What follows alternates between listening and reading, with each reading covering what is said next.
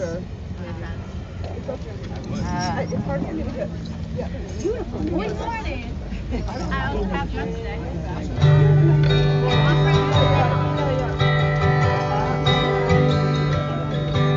Shall not be moved.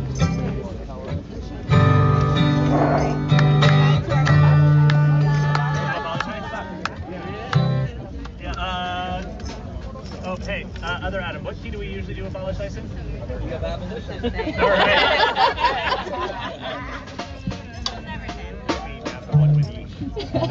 All right. Overheard Songs for Liberation, Inner Circle Talk.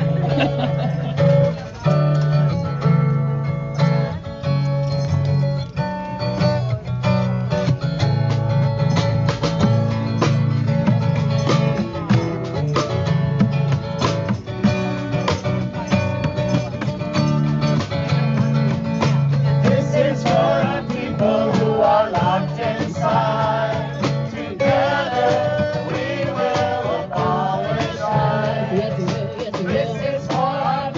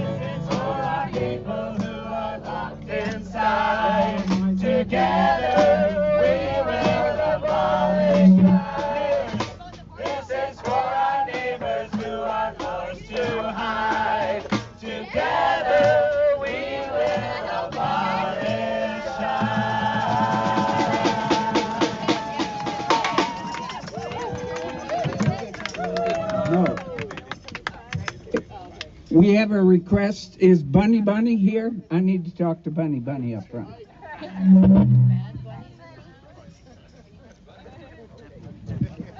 All right, what are we gonna do?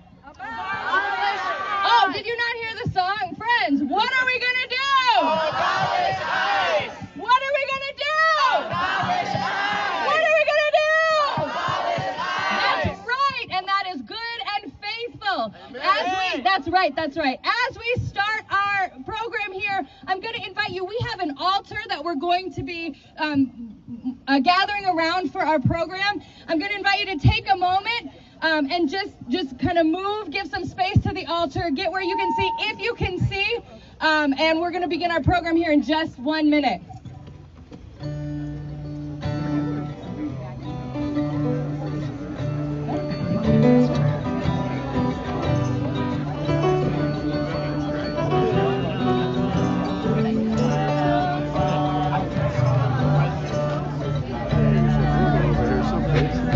There she is.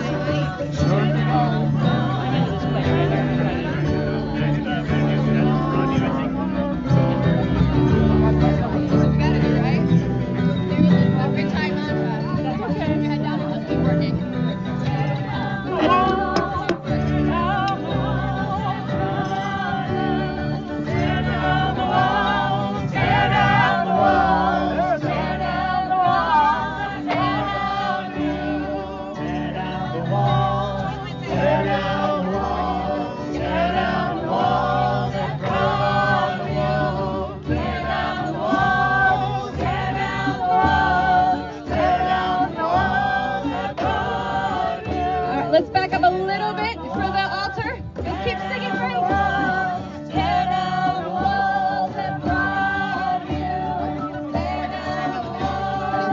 Tear down the walls. Tear down the walls at Broadview. Tear down the walls. Tear down the walls. Tear down the walls at Broadview. Tear down the walls. Tear down the walls. Tear down the walls at Broadview. Tear down the walls. Tear down the walls. Tear down the walls at Broadview. Tear down the walls. Tear down the walls. Tear down the walls at Broadview. Tear down the walls. Tear down the walls. Tear down the walls at Broadview. Tear down the walls, tear down the walls, tear down the walls at Broadview. Tear down the walls, tear down the walls, tear down the walls at Broadview. Tear down the walls, tear down the walls, tear down the walls at Broadview. Tear down the walls, tear down the walls, tear down the walls at Broadview. Tear down the walls, tear down the walls. Yes, amen and amen. Amen and amen. Tear down the walls at Broadview. That is what we are here to do today. That is what our faiths require of us. That is what this moment requires, friends. To paraphrase the great Arundhati Roy, not only is a better world on the way, on a good day I can hear her breathing. Do you hear her breathing this morning? We will tear down the walls. We will abolish ICE. We will ask those who have protected ICE for repentance. That is what we are here to do this morning. Friends, there's news. There's news. We have been told things are different. We have been told perhaps Border Patrol has moved on. We have been told the conditions inside are different, and we say, we'll believe it when we see it. We will believe it when we see it. We will believe it when we see it. We will believe it when we see it. We will believe it when we see it. We will believe it when we see it. And here's the thing, friends. That's right. We will believe it when we see it. And here's the thing, friends. Many of us were here before Operation Operation Midway Blitz, that evil operation, and we will continue to be here after that name goes away, because our people are still inside.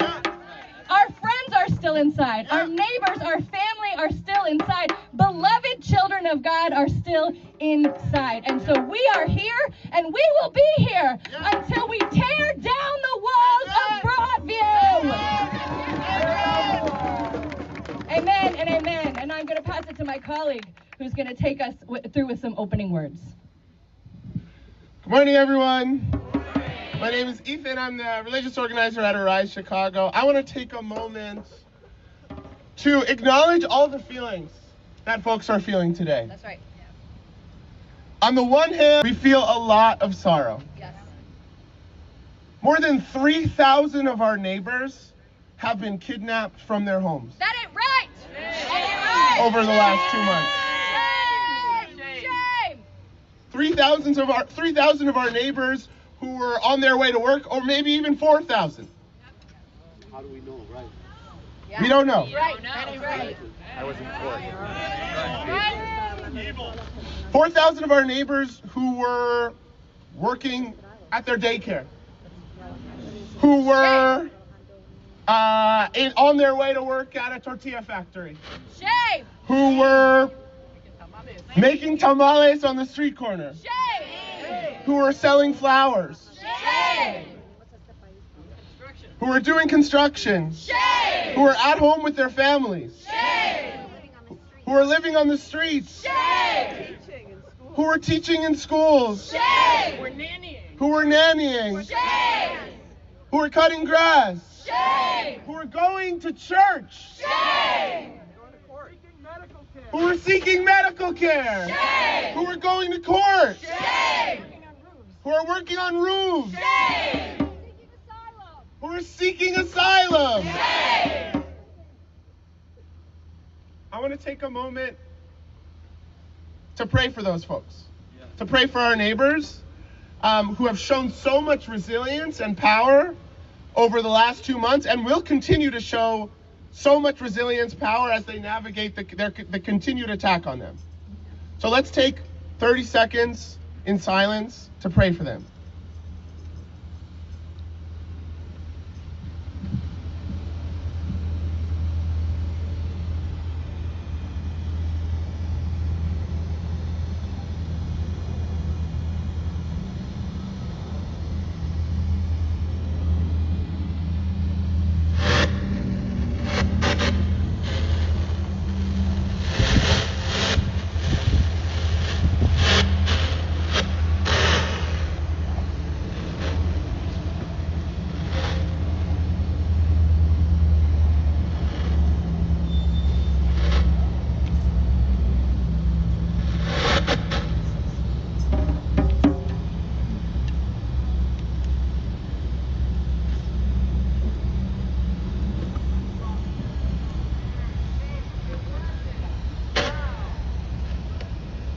Amen. Amen. Amen.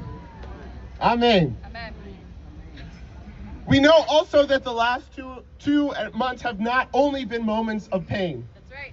They've also been moments of power. That's right. They've been moments of resilience. That's right. They've been moments where immigrants and immigrants' neighbors have taken risks, That's right. have learned, have come together, have shown our power, have built our power. That's right. What have we done? What have folks done over the last 2 months?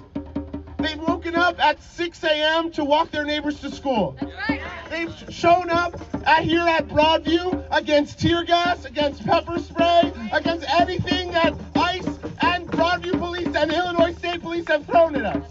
What else have folks done? They've blown their whistles. Training. Know your rights. They've trained Know Your Rights. Thousands and thousands of businesses and neighbors have been trained in Know Your Rights. That's right. They've videotaped the evil. Right. They've delivered food. They've gone on bike patrol. We've held on to our neighbors. Yes, that's right. They've laid down and blocked ICE vehicles. They've been arrested. They've been arrested. Taken to court. They've packed up whistle kids. They've gone to court. They've sung. They've celebrated. They've been beaten by the state police. They've sung. They've prayed. They've been indicted by the FBI. And still they've come back. And still they've come back again. And we're back again here today. We're going to come back again next week. We're going to come back again. There's been some reports that Border Patrol says they're going to come back in the spring. They're going to come back 5 times as strong. If they're going to come back 5 times as strong, we're going to come back 1,000 times as strong. It down! If we don't get it, shut it down! If we don't get it, shut shit down!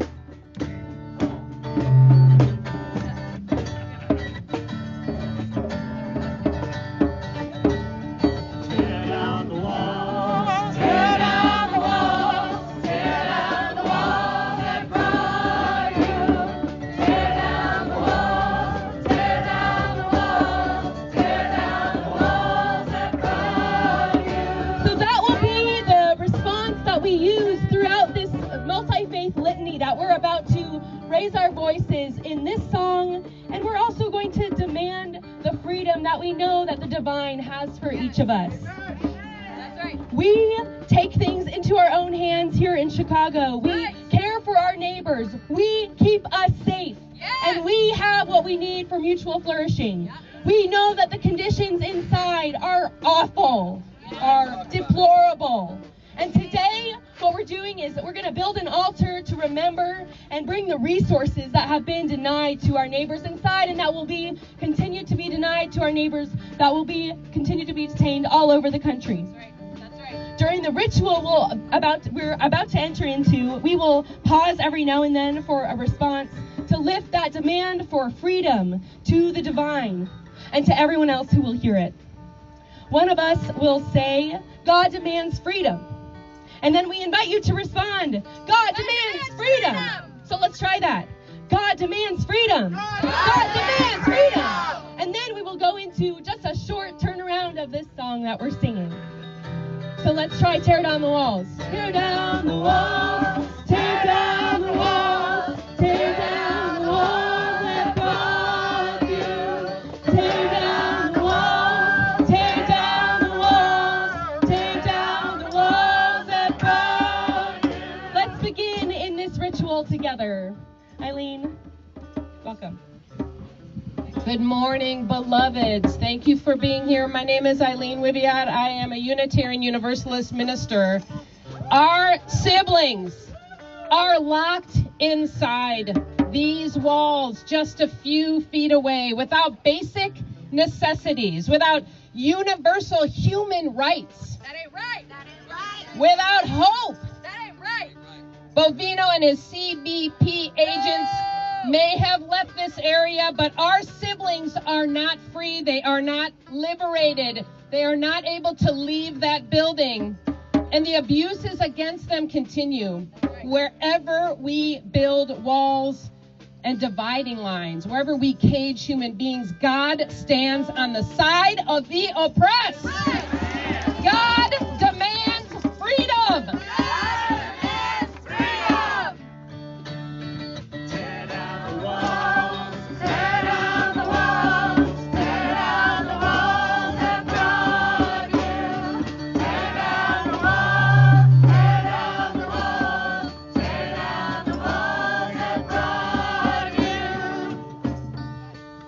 I am Reverend Nathan Perrin, Mennonite minister.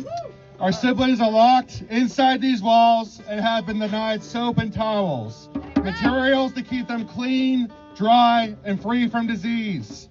In my faith tradition, we follow Jesus, who tied a towel around his waist and washed his disciples' feet, showing us with his body what it means to serve God's children. God demands we offer soap and towels to our neighbors. God stands with the oppressed. God demands freedom. God demands freedom. God demands freedom. God demands freedom. Tear down the walls, tear down the walls, tear down the walls that brought you. Tear down the walls.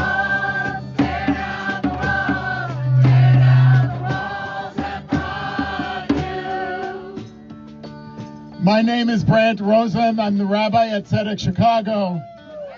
Thank you all so much for being here this morning. Our neighbors locked inside these walls have been denied toilet paper, a basic need that we all need and take for granted. According to the Torah, we learn that every human being is created b'tselem Elohim, in the divine image. That means each and every one of us is of infinite worth and deserving of human dignity. When those in power deny basic human needs to others, we diminish God's presence in the world. This should be a reminder to us all. True liberation will only happen when we uphold the human dignity of all. God demands we ensure basic necessities such as toilet paper to our friends and neighbors. God stands with the oppressed. God demands freedom.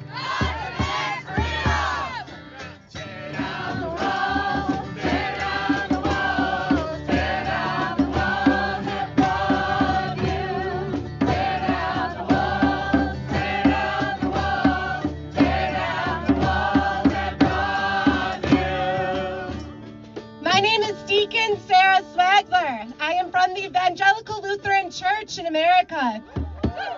Our siblings locked inside these walls have been denied toothbrushes and toothpaste.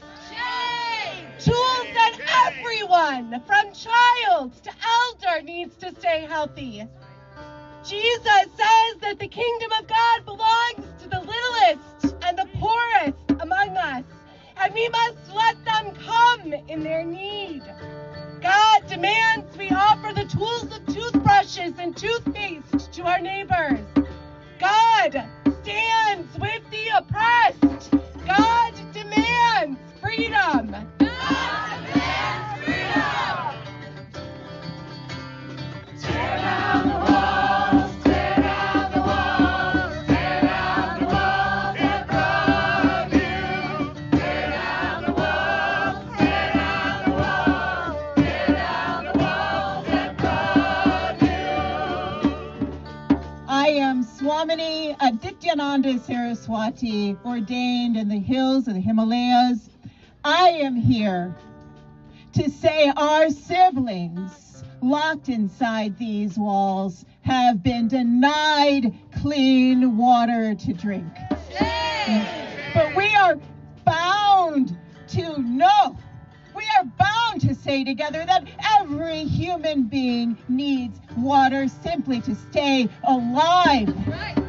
It is my faith tradition to proclaim that water is not just a tool for purification, for cleansing ourselves, for quenching our thirst, but we are bound to each other and to the land by water. Just like the sun that beams on all of us without discrimination, without hesitation, just like the rivers feed us all without discrimination and hesitation, that's the world we need. God did not make borders, and God demands that we offer clean, abundant water to our neighbors. God stands with the oppressed. God demands freedom.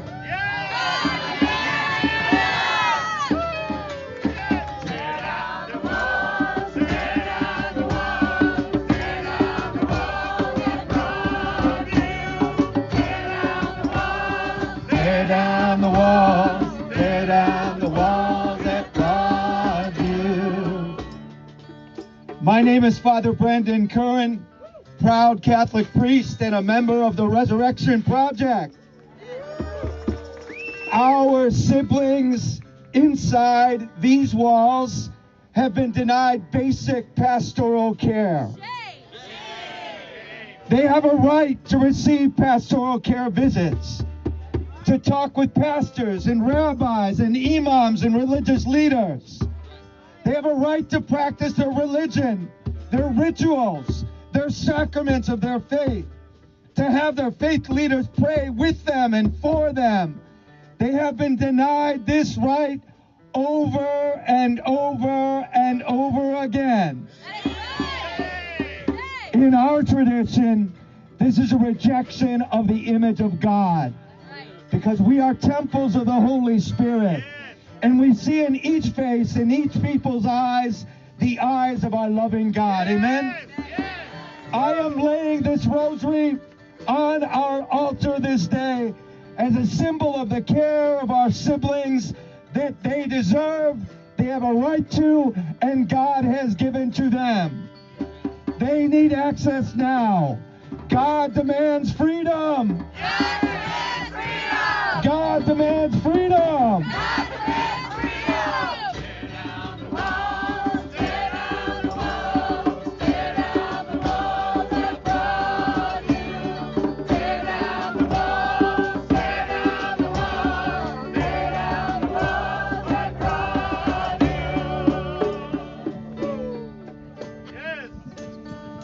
Yes. Brothers and sisters, I'm Ruth Goring. I'm an author and lay leader. I'm standing here to represent our fellow pastor who is from the United Methodist congregations, and he speaks Spanish, so I'm going to read part of this in Spanish. Yeah. Nuestras hermanas y nuestros hermanos que están detrás de candado en estas paredes han sido negados su acceso a la traducción. They have not been allowed to have translations. They've been denied lawyers. No tienen abogados y abogadas. Trabajadores sociales, caseworkers. Y otros recursos que ayudarles a navegar lo que se les ha hecho a ellos.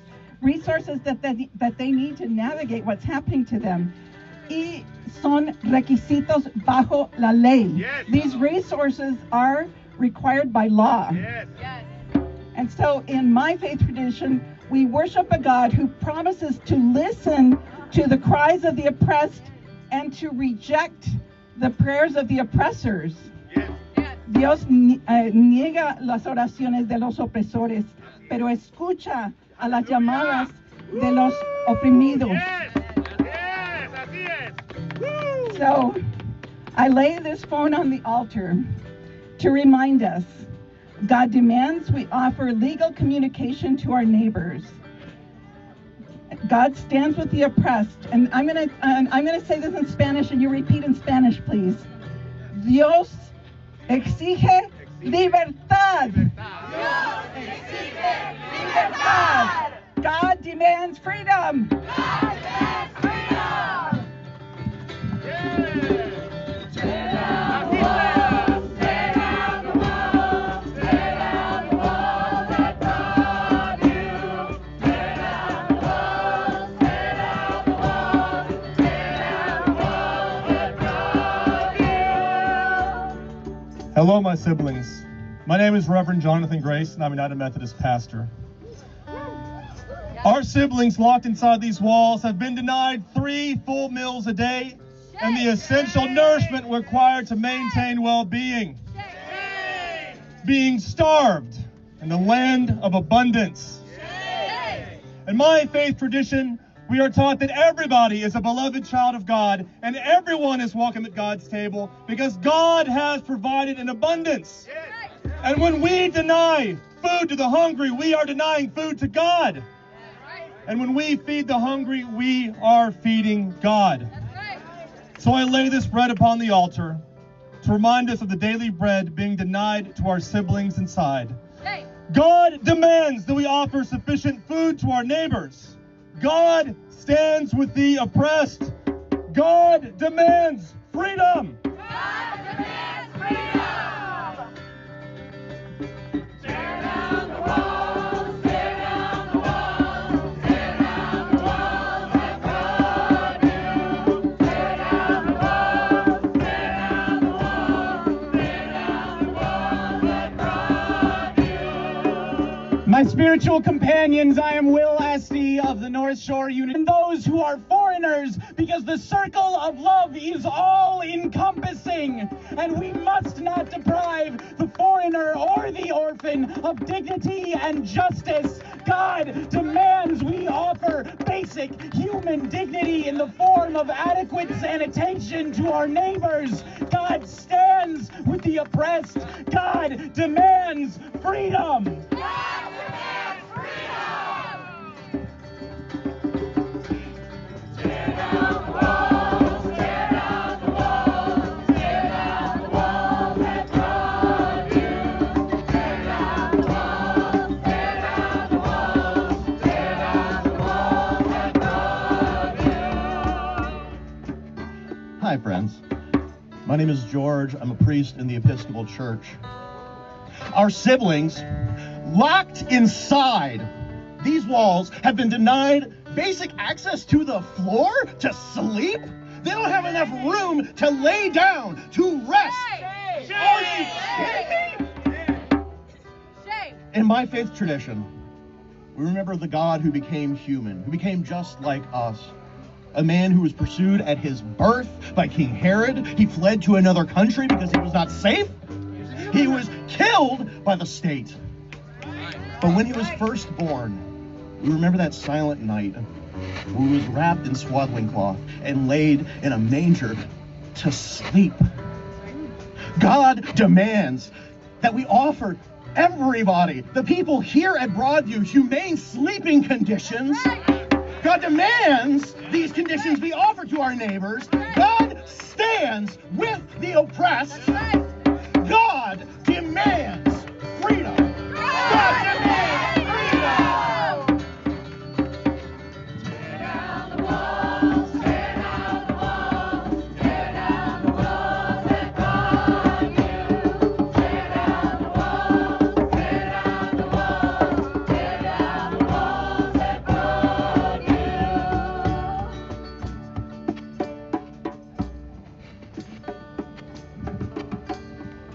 I'm Rabbi Ike Serrata from Macomb Salel Lakeside.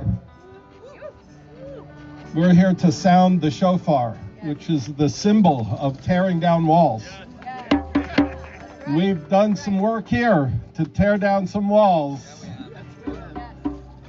but we recognize that those walls are being built in other places. And we also recognize that the hardest walls to tear down are the ones inside us. The ones that allow a human being to look at another human being and spread tear gas and pepper spray instead of love. So our siblings are still locked inside these walls and behind other walls. They've been denied their rights as human beings and as children of God. They've been illegally kidnapped, unjustly detained, and treated shamefully. Border Patrol agents have used our siblings as props in their authoritarian theater. And now they're moving on to another city, to another place, and we cannot forget. We need to lend our hands. The damage they are inflicting is immense. This facility should not exist. None of them should exist. In my faith tradition, God breaks the chains of injustice and oppression and calls us all to liberation. The sound of the shofar and the shouts of the people announce God's presence and proclaim that the walls will be brought down, the ones that stand and the ones that stand in us. And God's freedom will have the final word. God stands with the oppressed. God demands freedom.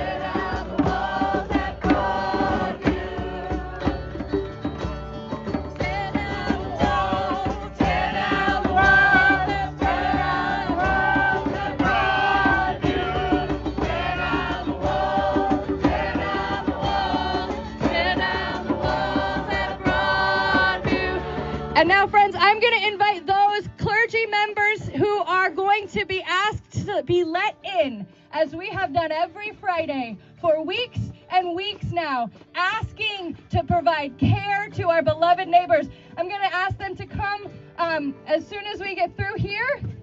with the altar. I'm going to ask them, they're going to hold these altar items that we have offered, these items of dignity and care, and ask to be led in. So friends, I'm going to have us say a prayer. If you're a praying person, I invite you to join me. If you aren't, I invite you to turn your energy and intention on these folks who are going to ask to be led in, and then we are going to sing them in together, okay?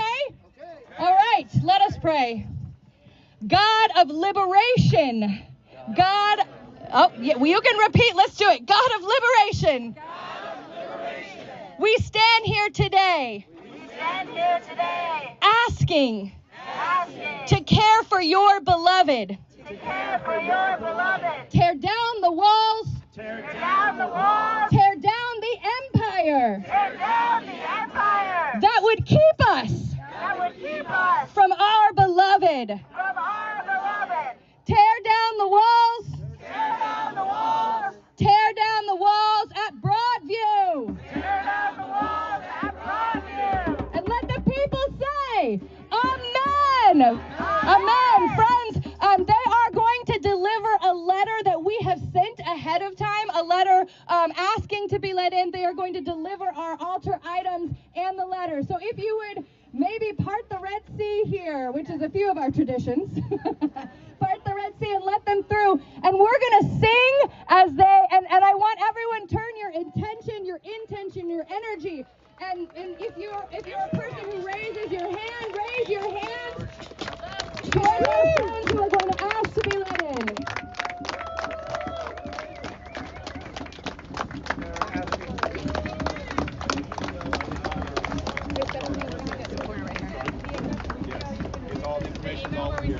Who can I give this letter to? Who will take this letter? 1 second, our chief stepped up. Okay. Broadview's going to step up, and then they'll talk to you guys.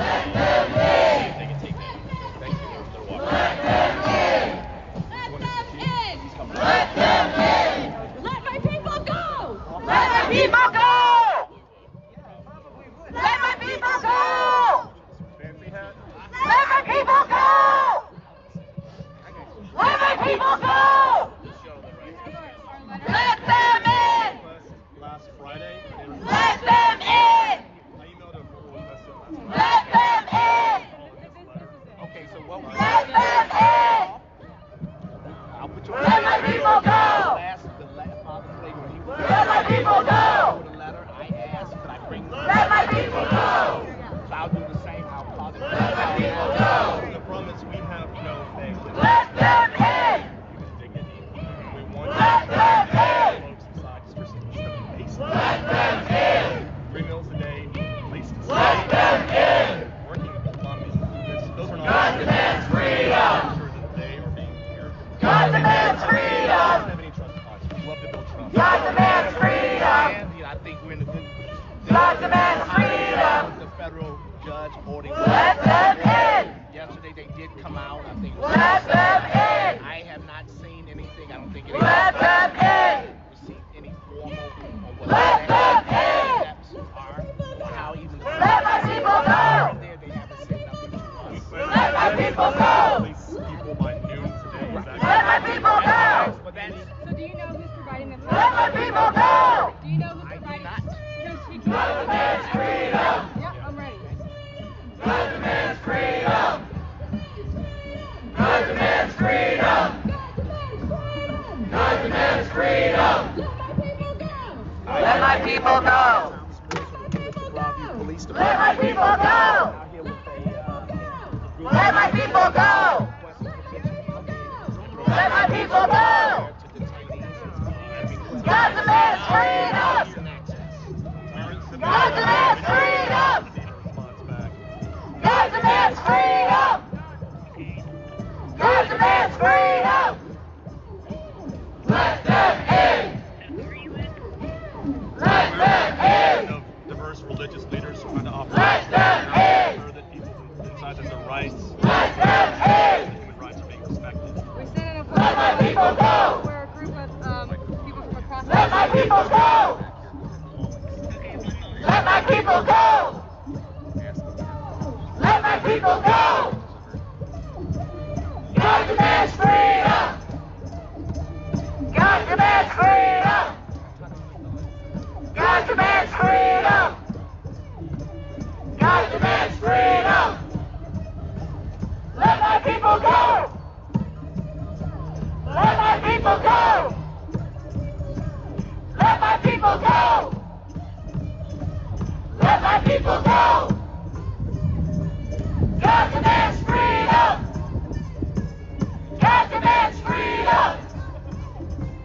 God demands freedom! God demands freedom! God demands freedom! God demands freedom! God demands freedom! God demands freedom! Let my people go! Let my people go! Let my people go! Let my people go! Let my people go! The religious leaders requesting permission Let my people go! to provide pastoral care. God demands freedom! Permission onto the bill. God demands freedom! God demands freedom! God demands freedom! God demands We said that a week ago. A week ago today, I emailed John. Came to the email address of Jonathan. God demands freedom! I did not receive a response. I have that right now. Freedom! God demands freedom! God demands freedom! God demands freedom! God demands freedom! God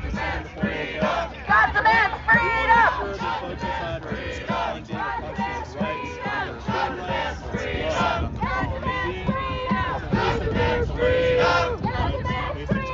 God demands freedom! Lawyers who are saying and religious God demands freedom! observers who are saying in your end of report, could you please explain how your decision aligns with the rights of the detained? Wow.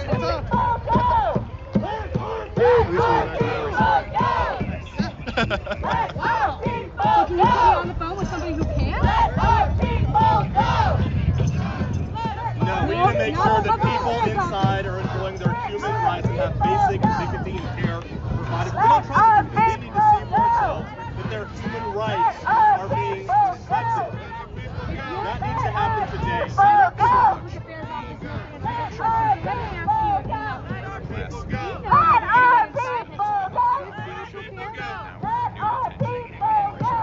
They have not, do not know, or they have not requested spiritual. Let our people go! Let our people go! You're saying that nobody inside has requested Let our people go! Let our people go! Anyone inside who is sick? Let our people go! Prayer or speaking Okay, so again, Let our people go! Let our people go! You're not responding. Let our people go! we have a megaphone. Let our people go! Is there a megaphone? Right. There we go.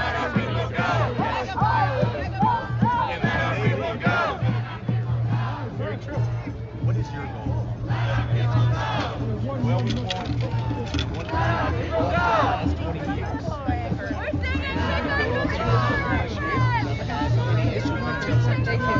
That's my goal. I would assume that a lot of these folks, a lot of your folks signed up for this job because it went through that next year.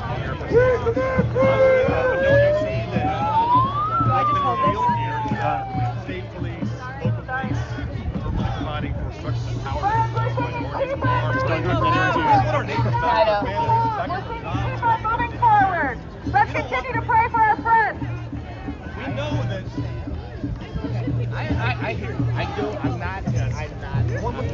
Okay, they have denied the rights of the people inside to receive pastoral care.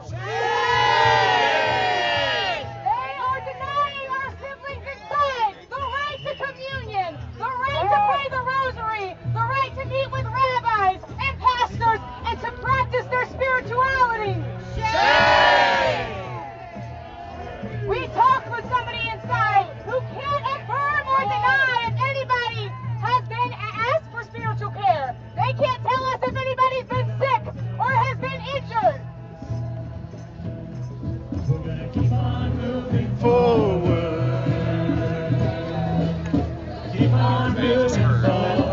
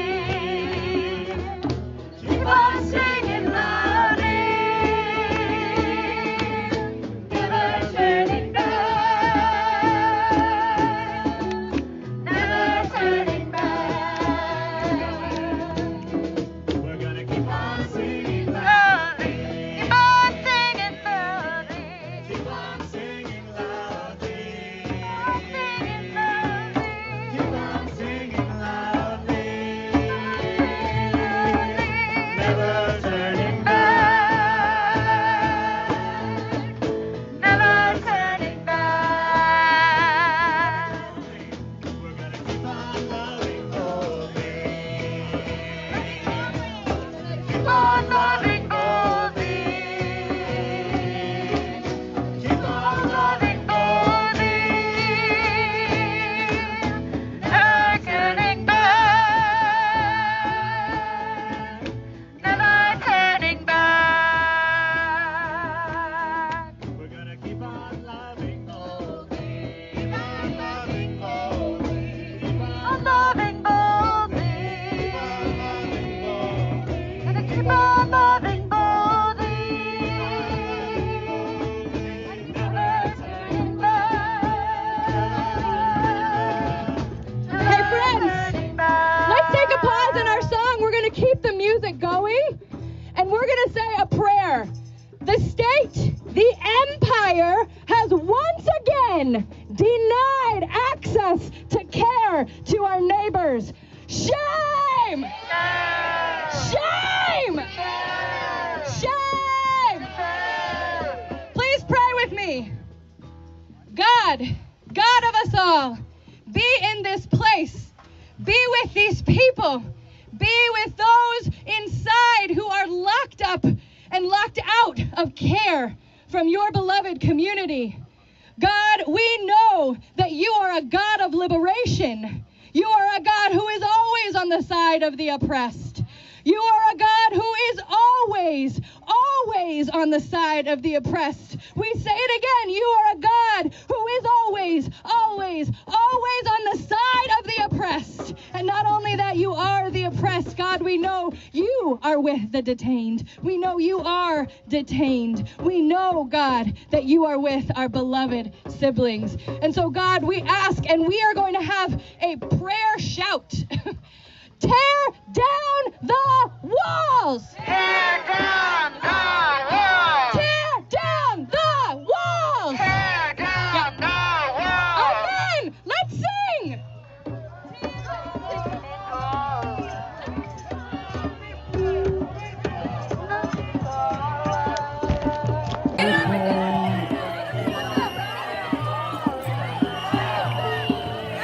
She's getting crushed.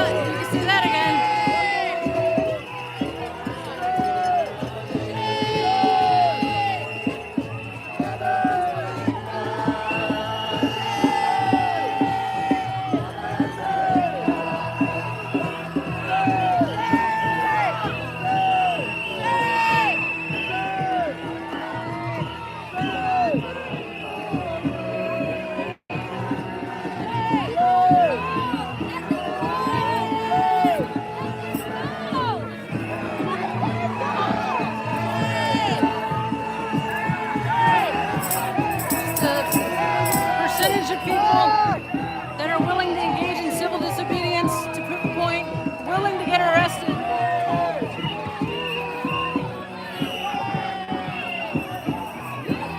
Many are behind the barriers. Those that came into the street chose to do so,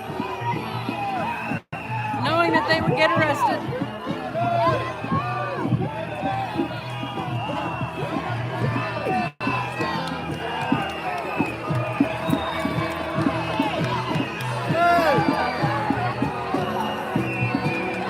Did you see those bullets in the magazines go flying down the road? That's crazy.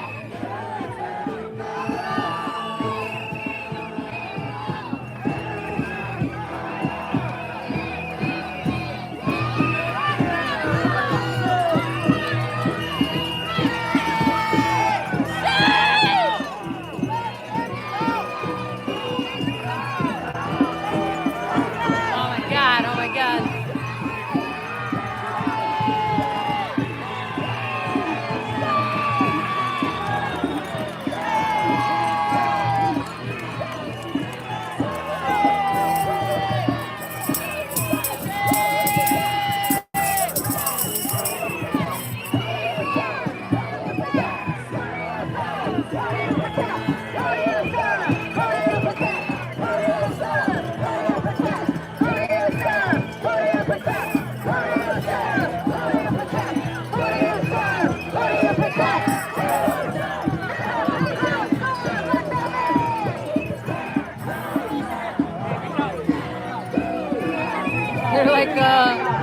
guy who's like, what are you guys standing around for? Come and help us. Now they're running up.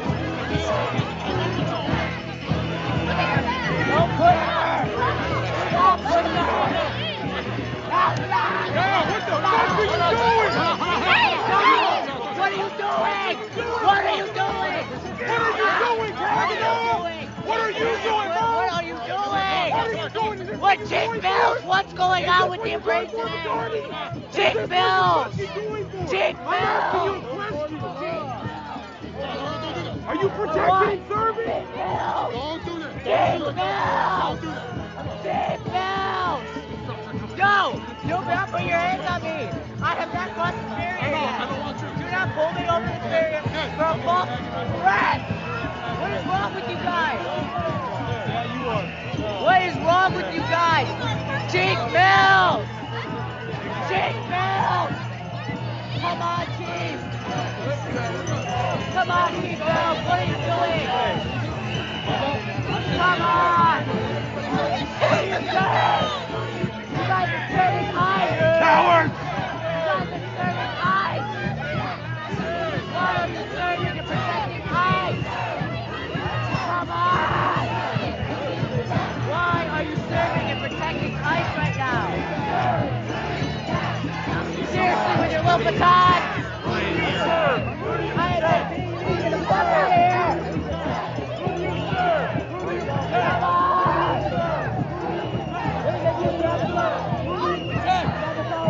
Paddy wagon! The fuck, you think we're not gonna show up? You guys are standing in the way when we're trying to fucking fight. Now our fight has to turn to you. Fucking bullshit! Jake Mills!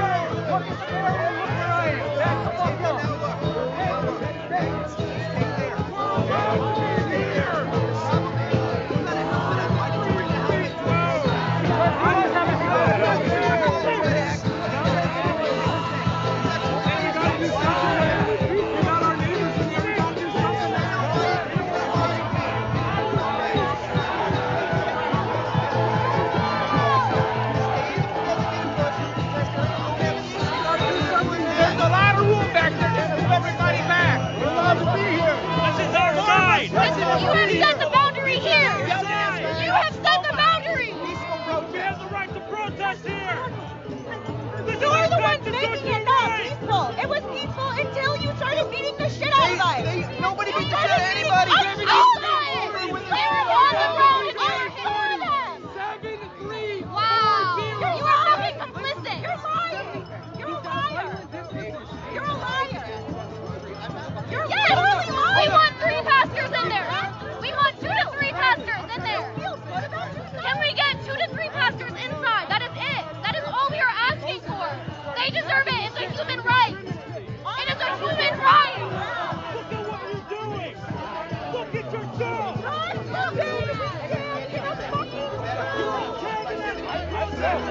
Is it awful to tell the shit out of people? Look at yourself. Look at yourself. How do we get the pastors inside? That is it.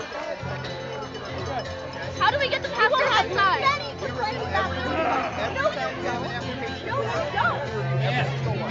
You really trust that? Last time, on November 1st, a cop assaulted an NLG member, and they were hidden away. They were hidden away. Why do you have to have this response? You do not investigate. Oh, everyone, you can't let. I don't care. There you go. You don't care. You don't care. Shit. I think you should rot in jail for the rest of your life. I think you should be protecting a system that is disappearing children and people. I think you need to go home and have a big fucking think about yourself. And I also bet that you're a fucking pedophile like all your little friends. It literally does. Any idea? It seems to keep escalating. I can't hear you, buddy. It seems to keep escalating. How do we get clergy people? What are y'all doing that we should know we can prepare? Everybody needs to just stay in the designated How do area the clergy and people throttle back. The problem is they came into the road and you can't do that. I hear that. I hear that. But you're not allowed to access the facility. This is a public roadway. Sir. Businesses, you can't be in there. I'm not going to sit here and debate you if you're not even listening. I know, but what we are aiming, what I explained, what I sent this letter in a week ago. Tried to deliver it earlier. Yeah. And what we want to know is that the folks detained inside have their basic human rights cared for. Like all you said, we have reports they're being tortured. But they just had the ACLU there yesterday. Okay. The ACLU lawyers were there yesterday. The federal judge toured it yesterday. And the reports that we've seen have shown that there is, like I said, basic human rights get denied. No report from what they discovered yesterday. That's what you need to wait on. We would just like to provide basic medical care and make sure for ourselves. We have a hard time believing we have to separate the what you're telling us. ACLU lawyers, they're not, and it was a federal judge that was there, and that's the report you need to wait on. To wait on what? You cannot say that you were in the system that is wrong. Here's a question. Do you have an update on when folks are supposed to? I know that folks are supposed to release by night today. You don't know? Do you know who we can talk to about that? Those people are in Indiana. They're not here. So why cannot I sent 2 or 3 clergy people there? I sent 2 or 3 people. They're not allowing that. I don't control that. You did. You have the power. This is the problem we're having here, is that people start understanding. Oh my Make sure that the road stays open and that you can peacefully exercise your First Amendment right. Legally, peacefully and lawfully. That woman was on the That's why ground we're with here. handcuffed and they started. Because she tried to come into the road and they had a shield wall. Did you guys see any of that? Yes, we did. We were watching the whole time. That is what we were saying. I think that y'all are put in a position by ICE to do something you don't want to do in a shitty situation. No, they want to do it. They gleefully grabbed us the time. That's the problem also, is you think that we want to do it. We want to make sure that everybody can exercise their First Amendment right lawfully and legally. That is not everyone. The problem is people aren't doing that when they enter the road and they try to. When we are just standing, This system holding. that's set up like this just isn't working for anybody. Especially not for the folks in Not for you either. Have a duty to disobey the laws that are given to you that are unjust laws. No. And we, the people, have a duty to resist the unjust. The people have the ability to exercise the First Amendment right in the protest. That is And exactly what it's law. To be fair, can you see where you say you can exercise your right here? That's not conducive to actual But again, having First rights. Amendment allows us to place a manner, place, and time. So who Okay, like that is the allowed. determination of the importance of where we can exercise that right? What's that? There's when you have these barricades that say you can exercise your rights here and we determine where you can do them, and when people inside are being denied their First Amendment religious Still freedom, citing sound to that's build the problem. Yeah. That's what we've been on What's your about. name again? I'm Jonathan. Jonathan. What's your name? How's your sister doing back in Texas? Great. Yeah. We just want to make sure that, like you're saying, that First Amendment rights are respected for the folks inside. That's what we're doing. But First Amendment does not allow, get it on camera, First Amendment does not allow unlawful activity, illegal activity. It does not allow you to break the law. I know, but what we see is unlawful activity happening inside. The ICE agent on the phone said that nobody inside has requested any kind of spiritual care, any kind of religious care. That's an absurd statement to make. That doesn't. I don't have anything to do I understand that you don't. My That's job, what our we're job saying here Look at you. is to make sure we're You don't have anything to do with it. Look at you. Find your humanity. Okay, all right, good talking to you. Appreciate your time. Hey, I need you to help. Yes, we're nice and Everybody's polite, staying and we back do here. what they Again, do. my goal here is to make sure the folks inside are cared for, and I They understand deserve that. this care. I That is a understand the human disconnect. right. You can't go to the building. Plain and simple. You all have collective power together. You can try. You can try. That is it. Spoken to you. Oh my God, he won't even try. Is the one, what I That is what he is saying. He won't even try. What was that exchange? What were you guys saying to each other? I was trying to make the point that we believe that folks inside are having their basic human rights. And his perspective is, from what he says at least, is they want to make sure that people can enjoy their First Amendment rights and protest, but only in the designated area. And my point is, constitutional rights are denied detainees. I don't trust anything that I see. I do not believe that folks are being given their adequate food and shelter and care. I know that. And the reports that we have seen show deplorable and horrific conditions inside that facility. So we want to make sure that people's human rights are respected, that they receive the care that they deserve. We want an end to these detainees, to the criminals on our street affecting our citizens with masks on. Hopefully that's the case now, but they're just going to go somewhere else. So ultimately we want more regulations on any kind of facility like this. We want ICE to actually obey the law and do what they say they're doing, which is detaining the worst of the worst criminals, which is an absolute lie. So I want to give him some grace and that he has a job to do. I think his job is part of an incredibly corrupt system that is designed to oppress people for the interest of those in power. And that is what we are seeing. It manifested on the streets of Chicago and here. You're talking to an Illinois state trooper there, not a member of the federal government, but part of the government that's ultimately led by Democratic Governor J.B. Pritzker. How are you feeling about his leadership at this moment? Well, I'm from Texas. I like his leadership a lot better than my governor back in Texas. But ultimately, I think our politicians have a duty to step up and to show that they are the representatives for all people, not just the wealthy elite, but middle class folks and the poor get left out of our discourse all the time, and that is not okay. The poor have rights. A lot of times the people that when it comes to folks that are undocumented, and people watching this are wondering about undocumented folks, I think our politicians and our laws play a part in the hypocrisy of our nation, and that we depend on folks who are undocumented. We exploit their labor. We invite them over, and they're the first folks that we demonize. They contribute greatly to the economy. They don't receive back nearly what they put in. So we exploit them, and when our policies fail, we have to have some group to demonize, often undocumented immigrants in the first place. These are our neighbors. We love them in Chicagoland. We care about them. We want them back with their families, back with their jobs, back with their kids. We want our kids to be able to go to school without having to be escorted by the neighborhood watch, by neighborhood folks. That's what we want. It's peace to return to our streets and justice for all, including our undocumented neighbors. We just watched a lot of force be used by the police out here. Many years ago, watched somebody get hit with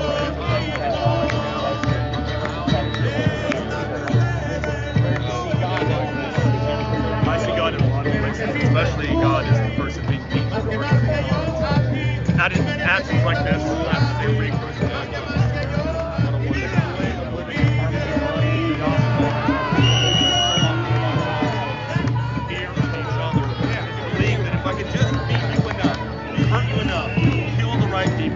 everything's going to be okay. Of course, that just leads to more violence, more pain, more suffering.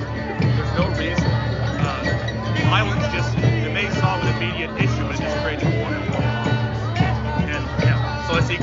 that's being wounded here is crying out for peace. You have a right Rice to is locked up. resist unconstitutional orders. You guys have collective power. You guys have power as a collective. Why are you defending this? You have Federal government that Chief Mills. You have to resist unconstitutional orders. Why are you not? We asked people to Your responsibility. Who do you protect? You have collective power. Use your power. Use your collective power.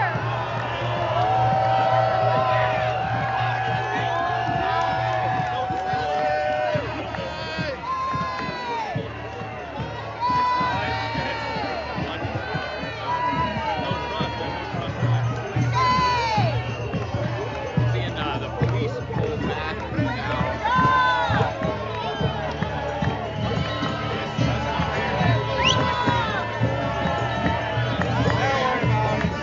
You're gonna arrest someone throwing fruit?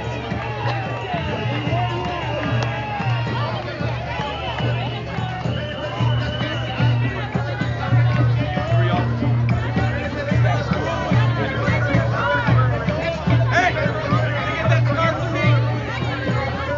Can you get that scarf that's on the ground?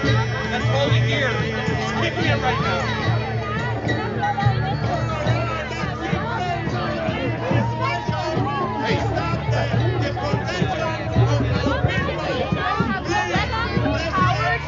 Unconstitutional orders. This is your responsibility. Use your collective power. Why are you defending this? Use your collective power to resist unconstitutional orders that are disappearing children, that are disappearing people, trafficking them. How can you stand here and defend this? How? With a blanket. Where is your humanity? Use your collective power. Use it. That's a prayer shawl. Thanks, my friend. Thank you. Welcome. Are you getting any response from police?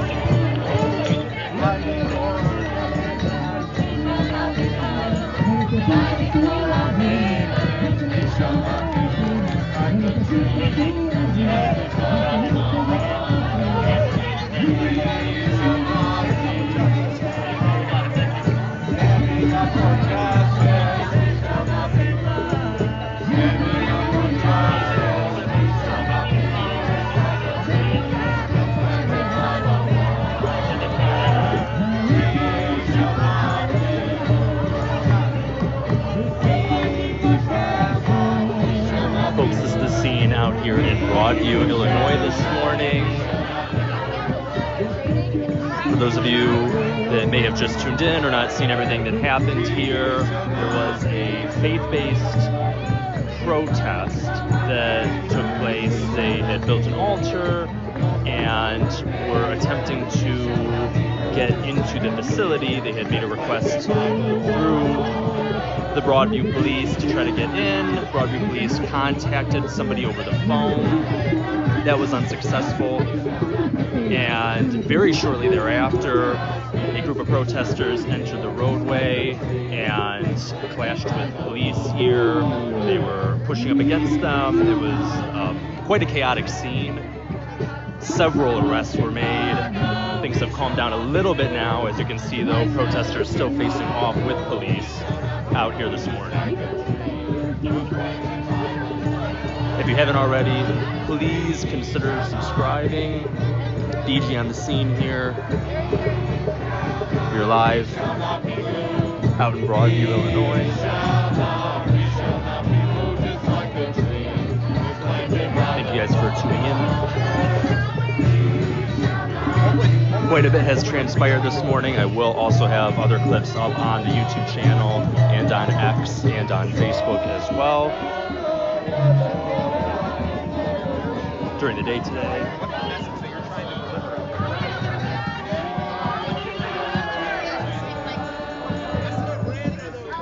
Multiple different police departments out as well to know: Cook County Sheriff's Police, Illinois State Police, Broadview Police. Sorry, can I have you step this way? Just so you're in the light, I keep casting a shadow on your face.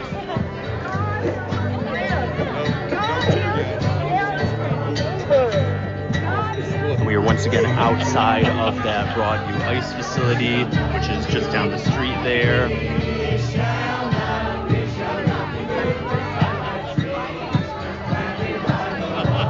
Police in the roadway here on Beach Street.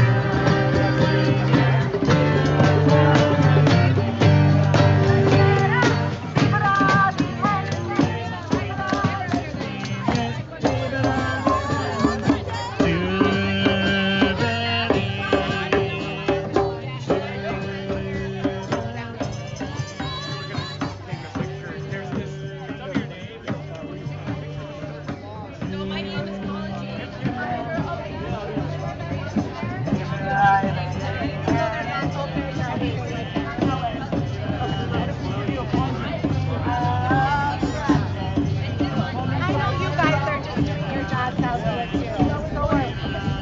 And you guys are the community that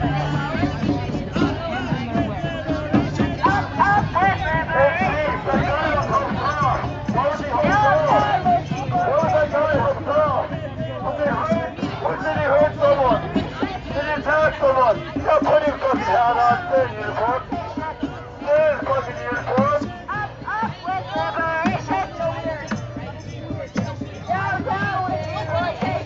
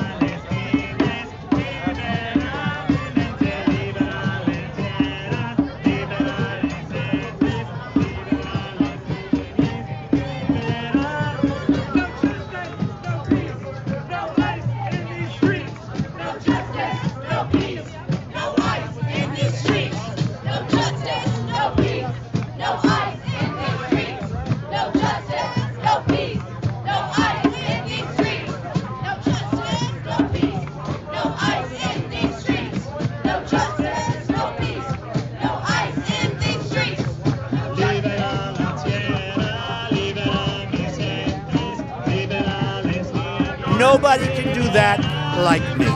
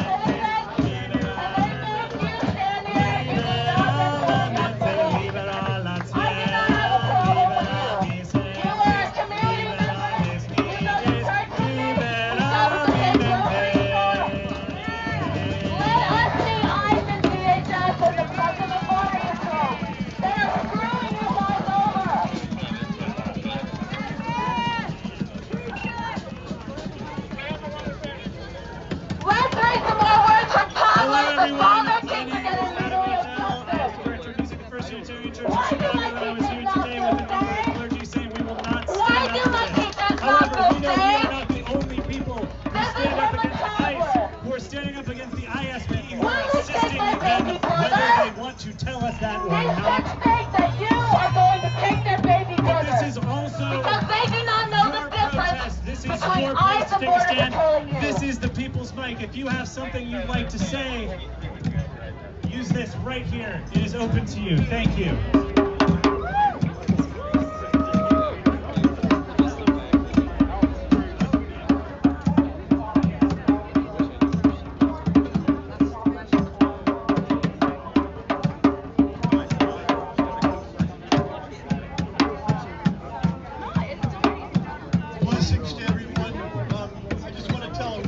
Story. My mother is 95 years old this year, and she grew up in Nazi Germany. She was a Hitler youth. They raised her to conform, and she still to this day recognizes our absolute need to resist. She left Germany in 1952. She was in the aerial bombings in 1943. She recognized the evil of the Nazi regime as young as 12. We need to recognize these stepping stones, the way we are moving. And state troopers, I love all of you, man. I know you have hearts. I know you love one another. And I know you love us because you know we're here for the right reasons. And they are righteous and they are God's love. Yes! And love will rule. Yes! As Neil Young says. Okay. Amen! Now little Neil Young. Yes, amen. No? Will we all come to Chicago?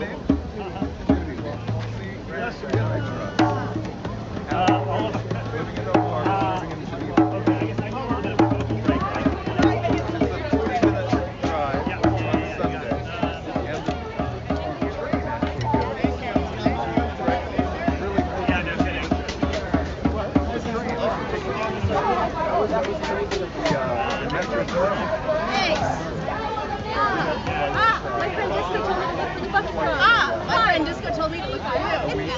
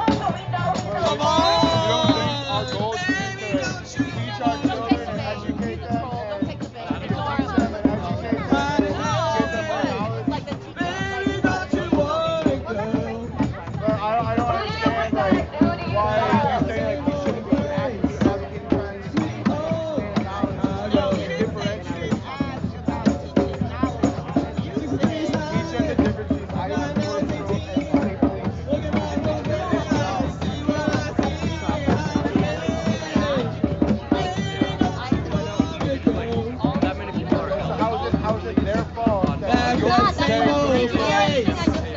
Hey, we do not have a problem with you. You are community members. We go to the same church. We shop at the same grocery store.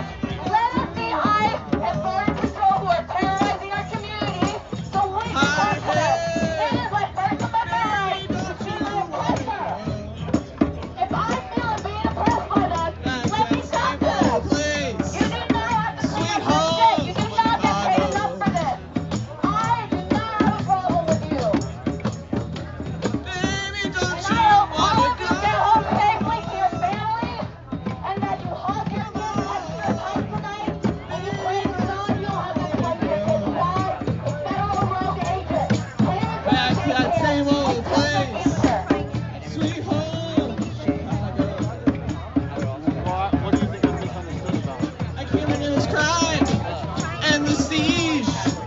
Now I'm in the struggle and I can't unsee. Hi, hey, baby, don't you wanna go? Hey, how are you? Back to that same old place. Sweet home, Chicago. Who's this? Come on, baby, don't you wanna go? Coming to break up the band. Yeah, this is something. Mutual aid response. Oh my God, they're calling themselves mutual aid. Sweet home, Chicago. I can hear the people chanting, freedom now. And the deportation's gonna say it loud. Hey, baby, don't you wanna go back to that same old place? Sweet home, Chicago. Come on, baby, don't you wanna go? Come on, baby, don't you wanna go? Back to that same old place. Sweet home, Chicago. Come on, baby, don't you wanna go? Come on, baby, don't you wanna go? Back to that same old place. Sweet home, Chicago. I came in there was crying and the siege. Now I'm in the struggle and I can't unsee. Hi, hey, baby, don't you wanna go back to that same old place? Sweet home, Chicago.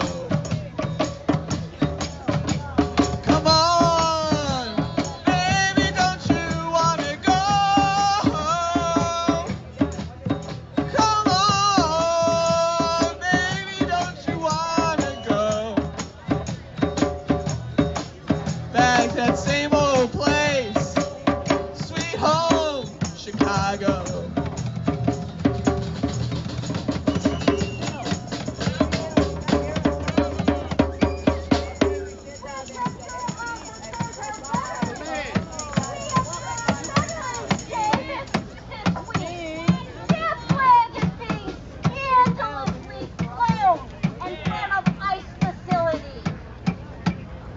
Veterans will defend our country and took an oath. That flag has no business being flown in front of a facility where the Constitution is being ignored and shredded, where human rights are not being observed. All veterans should stand against the flying of the flag in front of the ICE facility. Because of popular petition, we're gonna sing again. Midra, déjame en paz. The hit parade of the month, well, of the year actually. So Migra, déjanos en paz. Ya estamos cansados de ti, de tanta opresión, de tratar de intimidarnos. Yo sé que nos escuchan en español muy bien porque muchos hablan español perfectamente. Por eso les decimos, ya paren las deportaciones,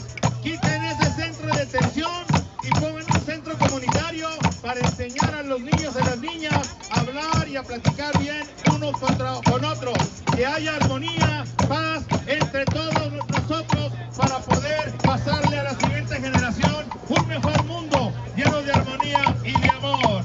¿Listos para cantar Migra Migra? ¿Listos para cantar Migra Migra? You ready for Migra Migra? Say Migra Migra. There you go, you got it, baby. Okay. A la one, a la two, a la three. Migra Migra, déjanos en paz. Migra Migra, déjanos en paz. Migra Migra, déjanos en paz. Migra Migra, pinche migra. Pinche migra, déjanos en paz. Yo soy pinche migra, okay? Okay, guys. Okay. Migra Migra, pinche migra. Pinche migra, déjanos en paz. Migra Migra, pinche migra. Pinche migra, déjanos en paz. Okay. Then now, malicia en tus ojos, desprecio en tu corazón, malicia en tus ojos, desprecio en tu corazón. Es hora de reconocer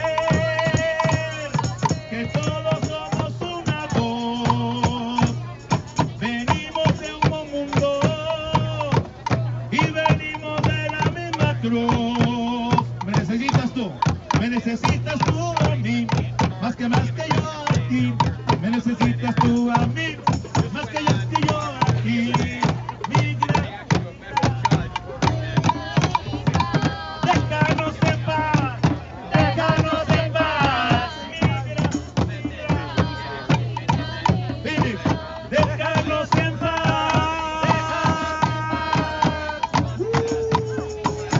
Leave us alone right now.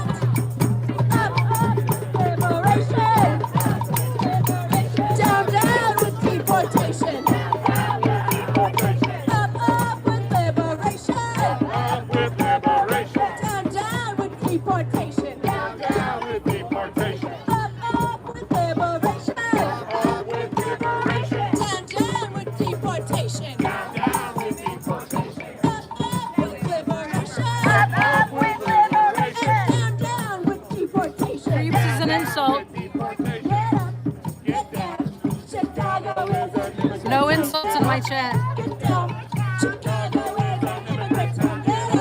There's 3 things that you have to read before you chat. Being civil is one of them.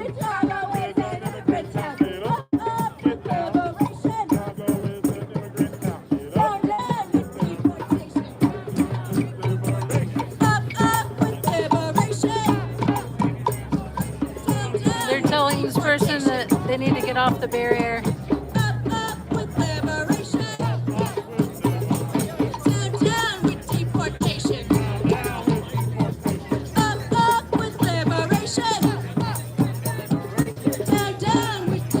Making America Germany all over. 40s Germany, yeah, 30s, 40s Germany.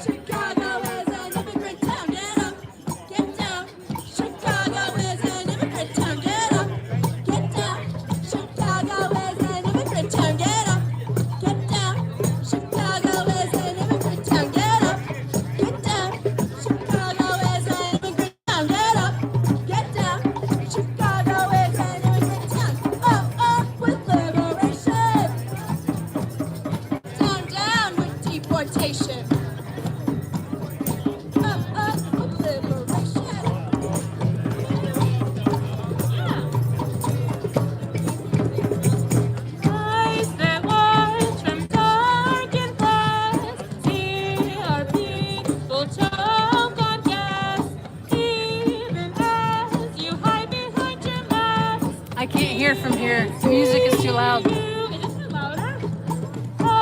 But he did approach to get the person off of the cement barrier because one leg was hanging over.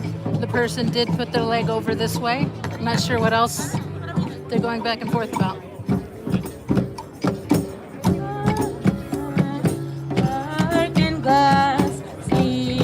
Hey Grits, welcome. You hide behind your mask. We see you. I see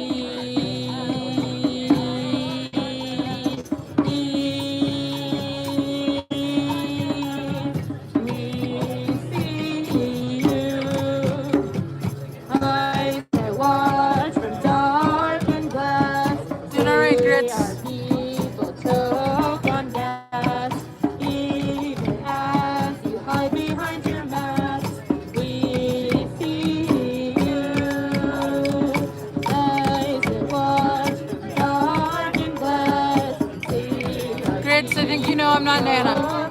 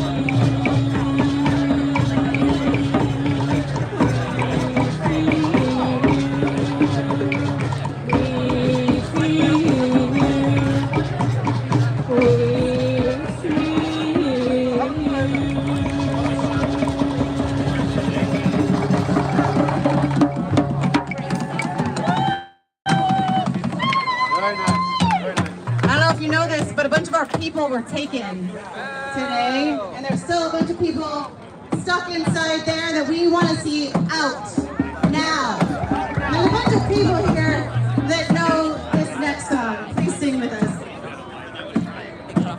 Go tell it on the mountain, over the hills and everywhere. Go tell it on the mountain, to let my people go. I read a lot of books about Palestine, and my people go. Things we are made of mine, let my people go.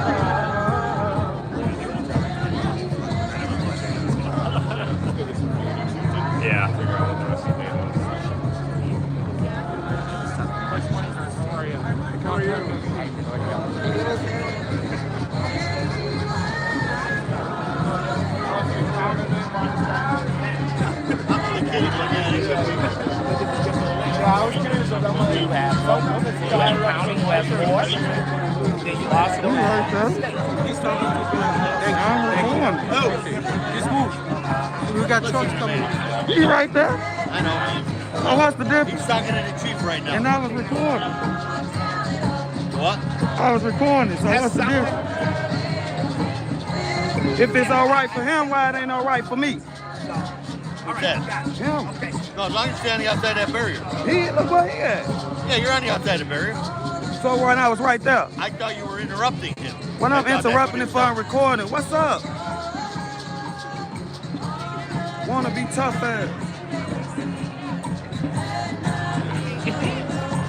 I just want fire.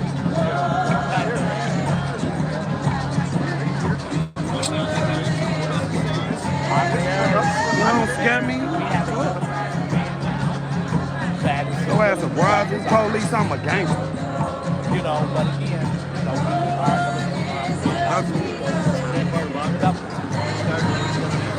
look at her.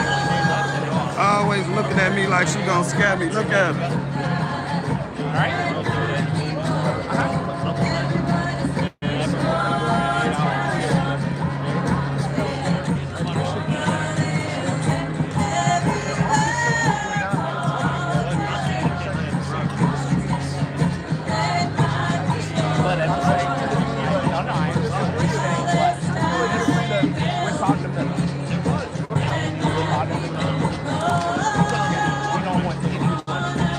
I ain't worried about her. Her ass a rookie or something. I just trying to act tough. Rain is here.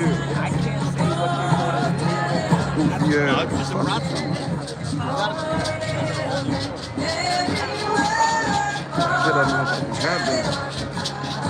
Bro, what's up, What's bro? up, man? You miss me? You missing me?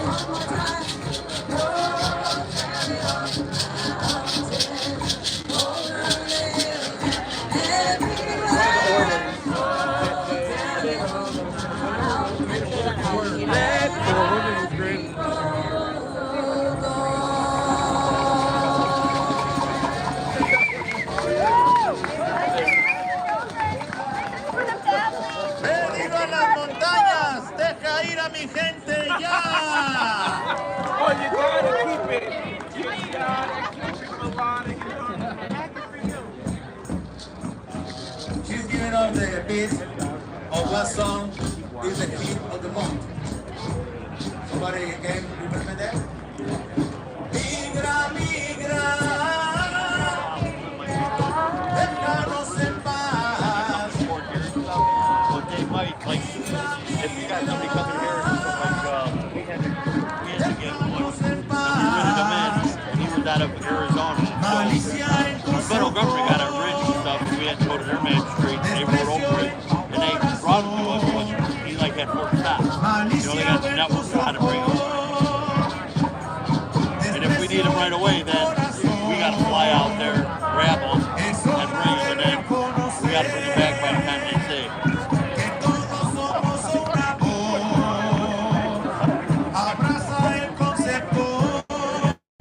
We got to go for a barbecue truck.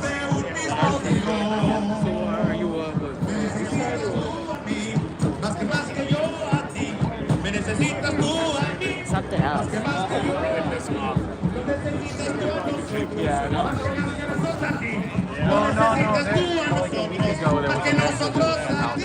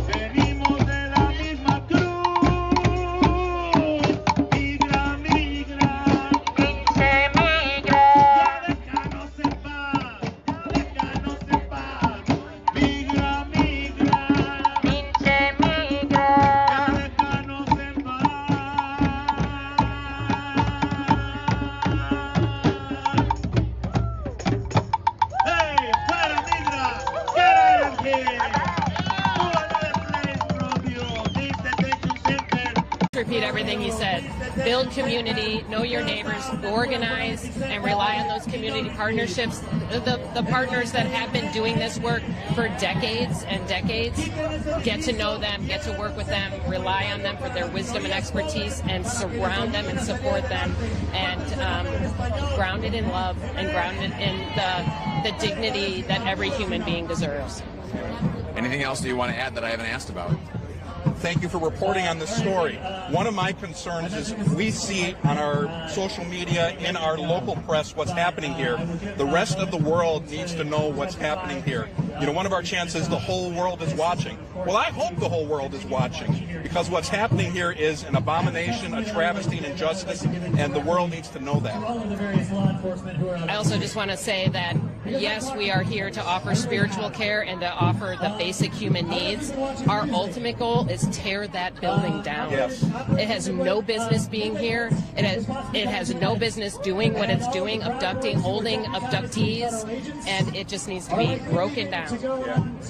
And I probably should have asked this at the top, but last week the Chicago Block Club reported that the federal government had tried to say that there would be no prayers allowed outside the building or certainly inside of it.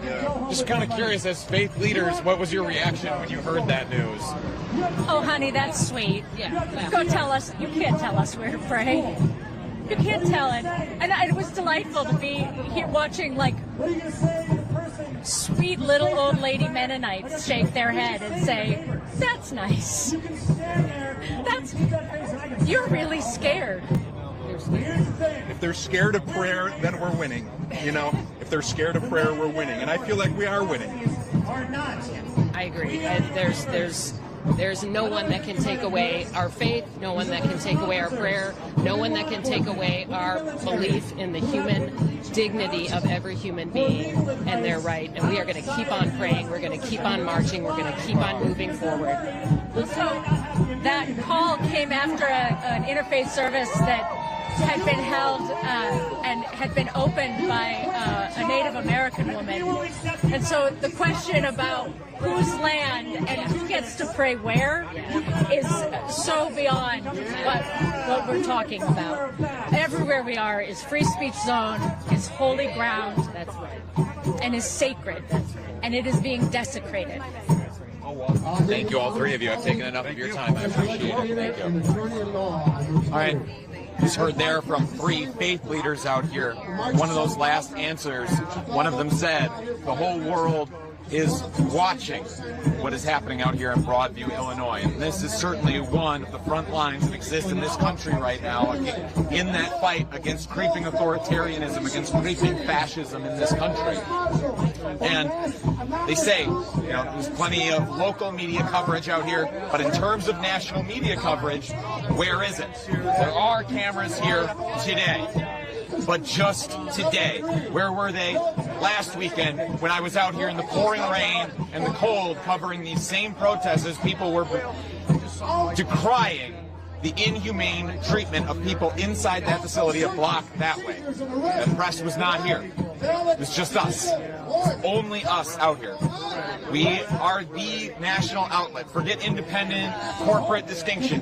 Any outlet. We are the only national outlet that has been here on the ground day after day, nearly unbroken for the last going on nearly 2 months that either myself or John have been here on the ground in Chicago. And we are here again, and we will be here for the next several days.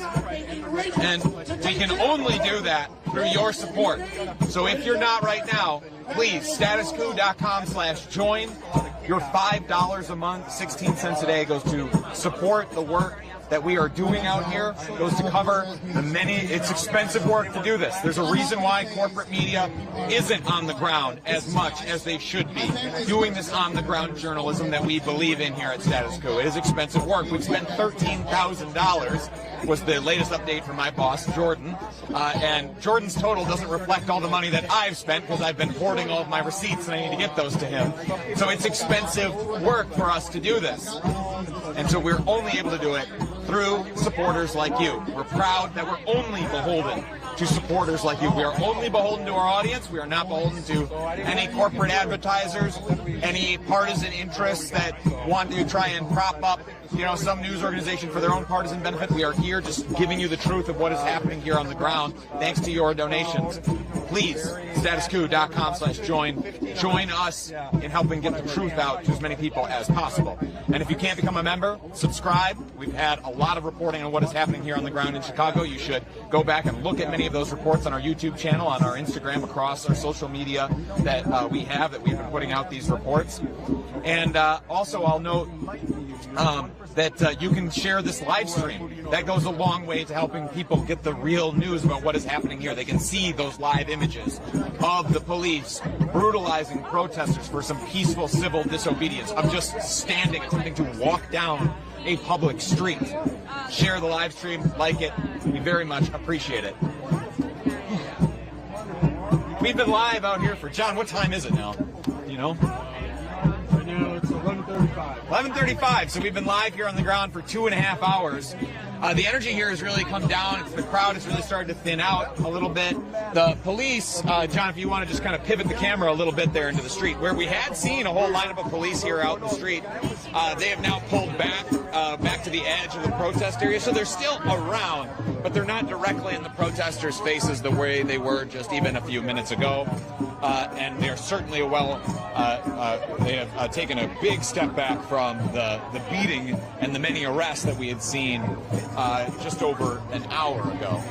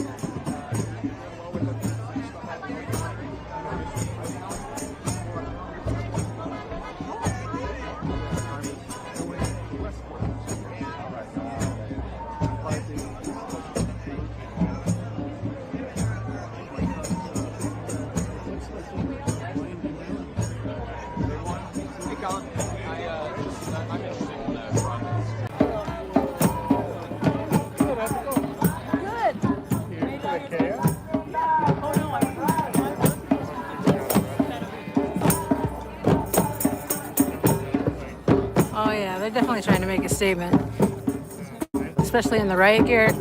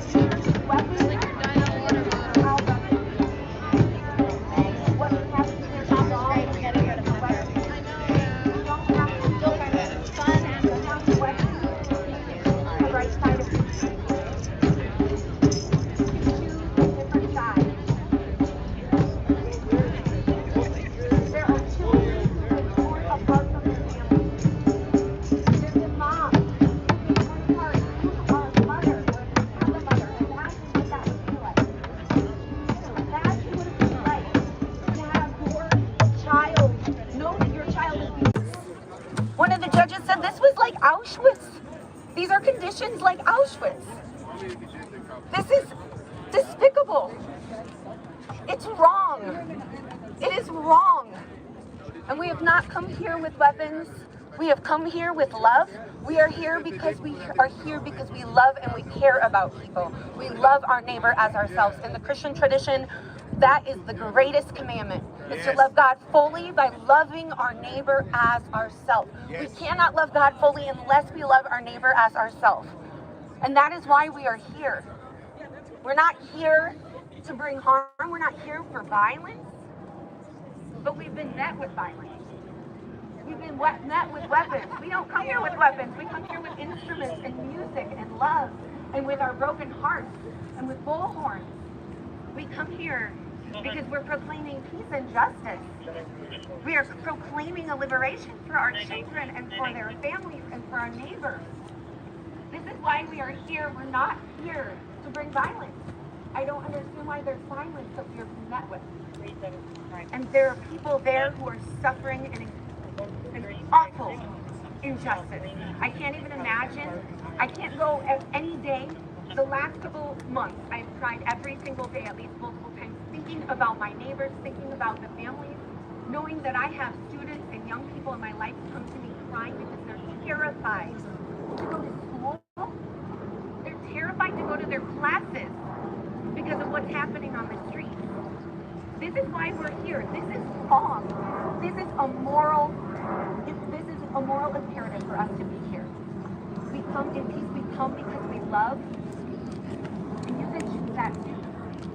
You can choose to put down your weapons. We're not here with weapons. We are here with big, broken hearts. But we are here with broken hearts that we want to put together and we want to bring love. And that's why we are here. For the people who are there and the people who are our neighbors and our loved ones and our families who are terrified every day. Weapons. We're not here with weapons. We are here with big, broken hearts. But we are here with broken hearts that we want to put together and we want to bring love. And that's why we are here. For the people who are there and the people who are our neighbors and our loved ones and our families who are terrified every day to walk outside their homes, to go to school.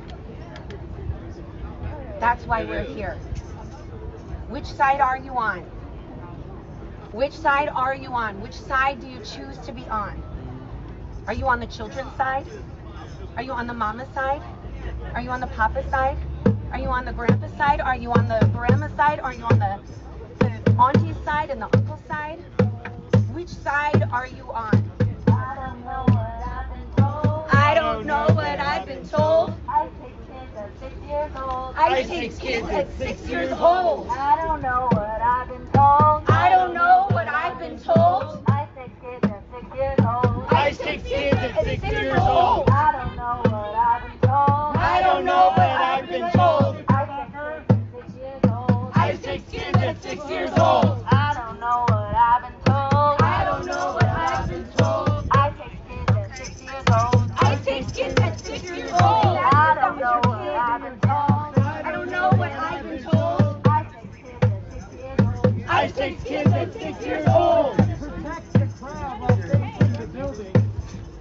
I don't know what I've been told. I don't know, but I've been told. I take kids at 6 years old. I take kids at 6 years old. I don't know what I've been told. I don't know, but I've been told. I take kids at 6 years old. I don't know what I've been told. I don't know what I've been told. I take kids at 6 years old. I take kids at 6 years old. I don't know what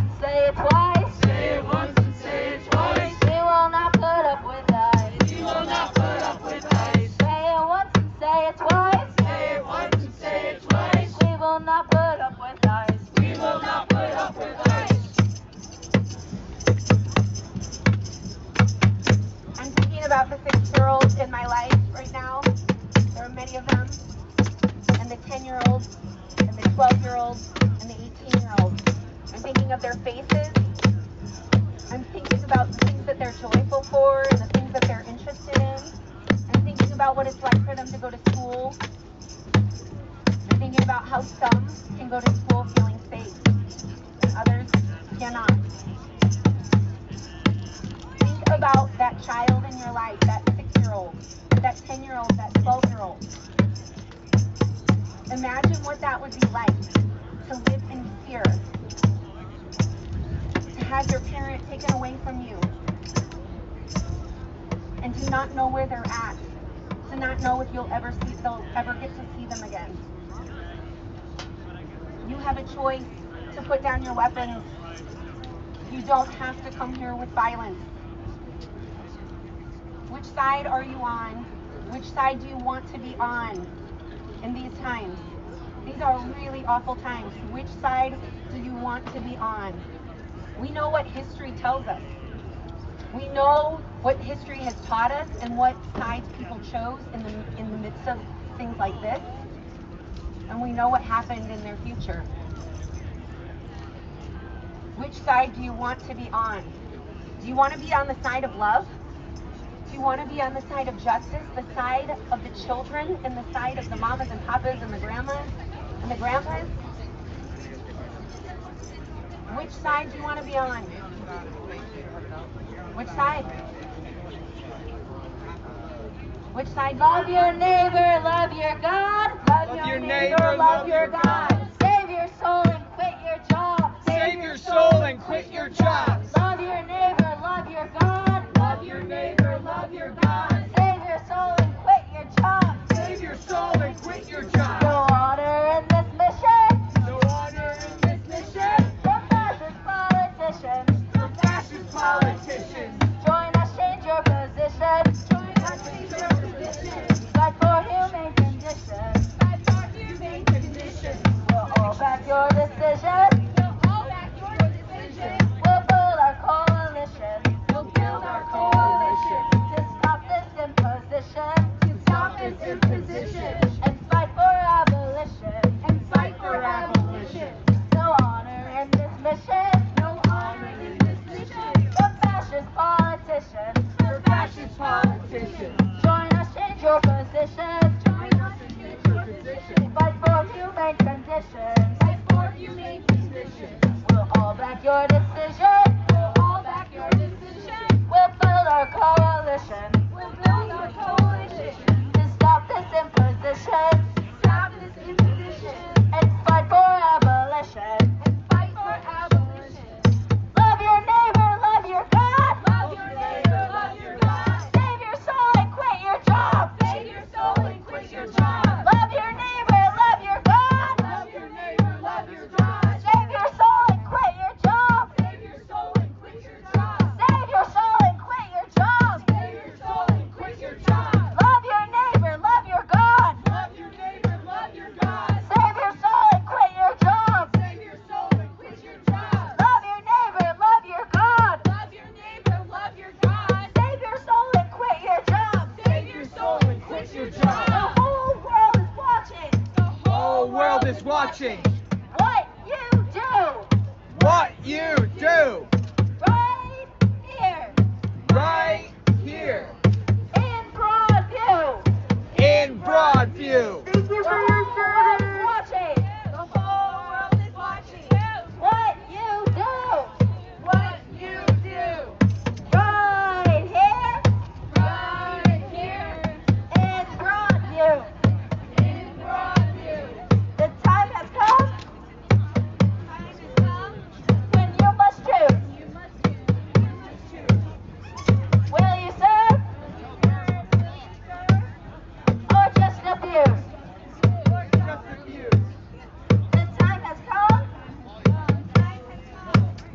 when you must choose. You must choose. Will you serve Will you serve or just abuse? or just abuse? Something about this ain't right. Something about this ain't right. Why are these cops helping ICE? Why are these cops helping ICE? Something about this ain't right. Something about this ain't right. Why are these cops helping ICE? Why are these cops helping ICE? Something about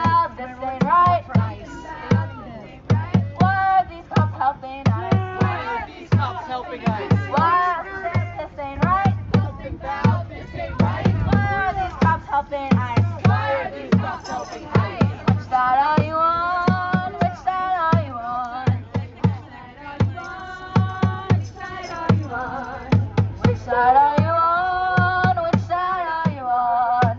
Which side are you on? Which side are you on? Which side are you on? Which side are you on? Which side are you on? Which side are you on? Which side are you on? Which side are you on? Which side are you on? Which side are you on? Which side are you on? Which side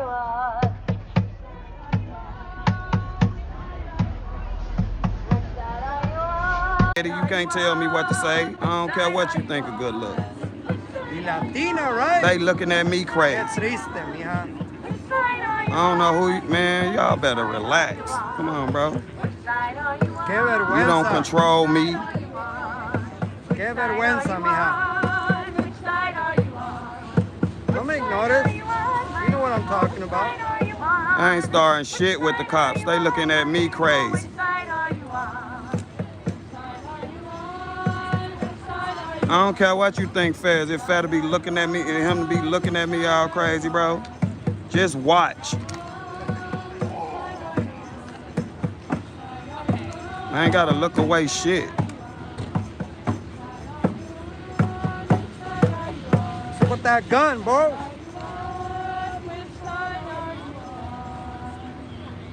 You could be on the side of safety for children who need that. But when them other motherfuckers over there with them masks on was looking at me crazy and I said something to them, ain't none of y'all say shit. But now it's the cops you talking about, it ain't no good This look. ain't Georgia, bro. I ain't in no bad mood. Y'all just, I don't like that shit. This ain't Mississippi. Whatever I got a problem with, I'ma say something. They're looking at us like want to kill us, bro.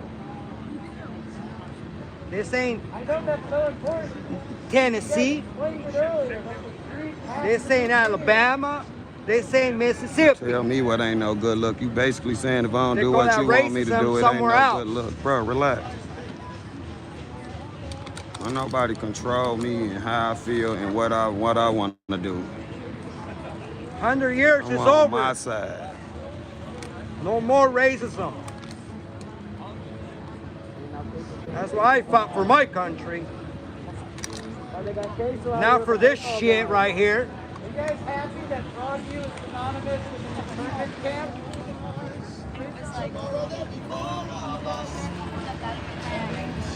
People might come from miles around to go see it one day when it's a museum. I don't have to always take the high road. I'm going to do what I want to do on my kids. So I don't know why we still going over this. I'm going to do what I want to do. If they make me feel like they trying to intimidate me, I'm going to say something. If you don't want to see that, unfortunately, you can just stop watching.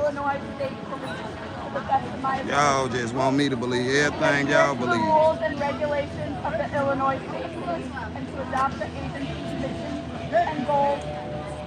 You saying you just got here, but you saying something about it. Y'all sit in here and say anything y'all want, and I don't say nothing, but as soon as I say something, y'all think y'all can tell me what to do. You can't tell me what to do. It's my channel. I don't even tell you what to do. I say angry because I ain't agreeing with you. And to give my utmost to protect the rights, property, and lives of our citizens. I shall strive to give all intelligent obedience. I don't care what y'all think I'm acting like. I really don't. And I'm tired of y'all coming at like that. Don't watch it. I don't care. I'm not finna keep bending the knee to y'all because I don't agree with y'all and y'all got a problem with it. They looking at me crazy. Don't watch it, then. On my kids, whoever it is, don't watch it. I get tired of y'all. Y'all be on the same judgmental stuff some of these people out here be on.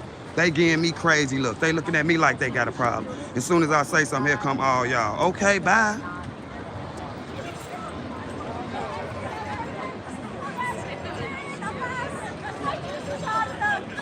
I don't care who leaves. Y'all do too much. I don't have to do this.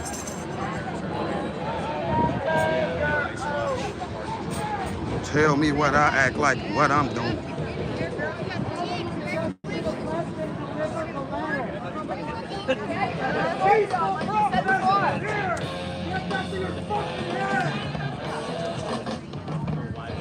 They ain't respecting me. Talking about I'm acting like those clowns out there, man. Don't play with me. I try to be respectful to everybody. Don't play with me, though.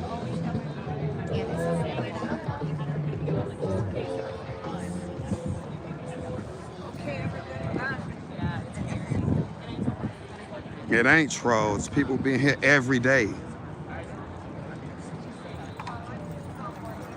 Not you acting like them clowns. When them other people was over there looking like Antifa, and that dude was looking at me crazy, and I asked him what he looking at, and that other dude walked up on me and said, "Get that camera out of our fucking face." And I started saying what I saying to them. Ain't nobody here, no problem with it. The cops was looking at me the same way, basically doing the same thing. When I say something to them, all y'all got, well, not all y'all, but a lot of y'all got something to say.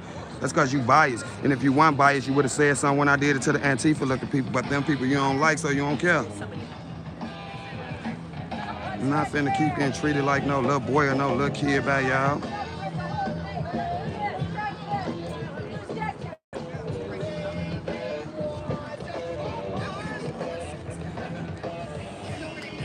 I gotta stay on the sidewalk. I can't run.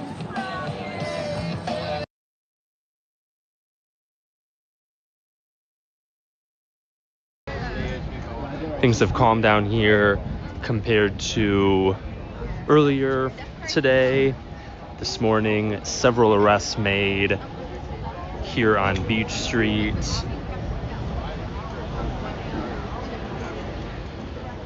Protesters had clashed with police earlier. There was a faith-based demonstration earlier on that involved various different people coming, and they built an altar, and it had various different items. They then moved to try to gain entry into the facility. They did ask. They talked with the Broadview police chief Mills, and had attempted to gain entry. Mills placed a phone call that was ultimately unsuccessful, though, and they were ultimately denied entry.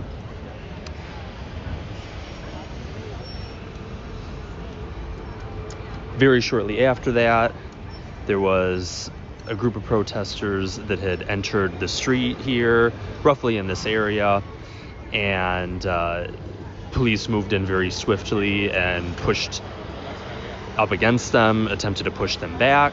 Several arrests were made throughout that whole incident, and ultimately then protesters were eventually pushed back or moved back on their own. After some time, it was a pretty tense scene for a little while there. A lot of pushing between protesters and police, and multiple people were ultimately taken away towards the facility and arrested. And after that, things calmed down a bit. There was various different dialogue between protesters and some of the police. Various different speeches, musical performances here as well, singing and playing of instruments as well. Now, as you can see, most of the crowd from earlier has dispersed. There's a few dozen out total. It's a mix of protesters, press. There's some of the National Lawyers Guild legal observers here. You can see some media setups over here as well. This is the scene out in Broadview, Illinois. I do want to do a quick walk around. I had actually meant to do this on the most recent stream out here, but I don't believe I did, to show you the area, what had been a mutual aid tent that was set up down here. You may remember from various different streams throughout the last few weeks, actually over a month now. It's been quite a bit. As you know, we've been back over here at Broadview many times at this point. This is the area coming up here, which had previously had a mutual aid tent that was there for multiple weeks in a row, and then Maybe I did actually talk about this. There's been a lot going on, folks, honestly. But I do want to show you the area regardless, to just kind of give you a sense of where things currently stand. Just realized that I do recall speaking about this now that I'm over here, if you were watching some of the previous streams. But yes, this was the area where there had been a mutual aid tent set up. Then a notice was given that was considered a violation of the Village of Broadview's building code, and ultimately then that was dismantled near the end of October. So that was a little over 2 weeks ago at this point, something like that. And so that is the state of this current area. Just wanted to walk by, kind of show you how things look here on Friday, November 14th, 2025. Barricades, barriers still over here on South 25th Avenue, excuse me. Yeah, it's been ongoing over here in Broadview, as you have seen if you've been watching the previous streams, which I do appreciate those of you that have been tuning in.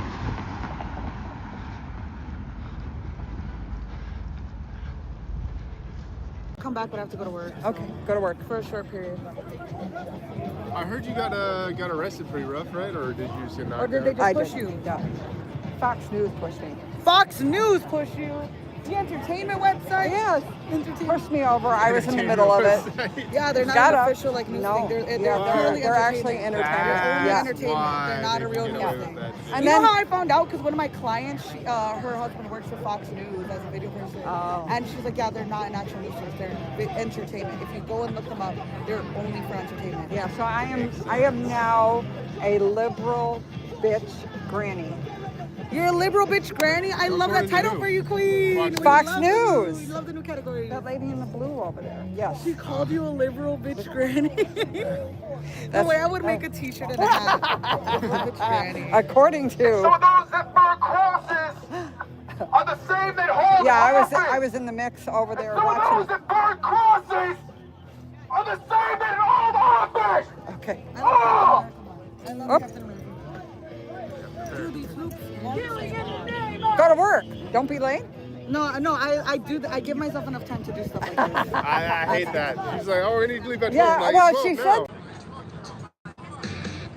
All people do is judge me. Literally for a sentence and a half.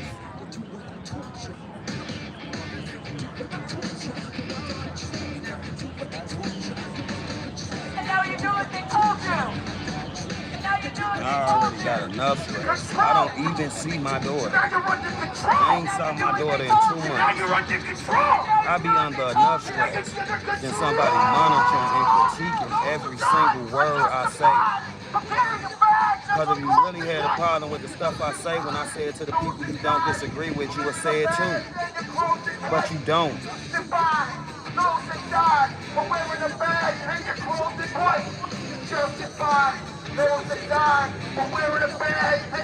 that white. Come on! The ICE uniform is the new KKK uniform, gentlemen!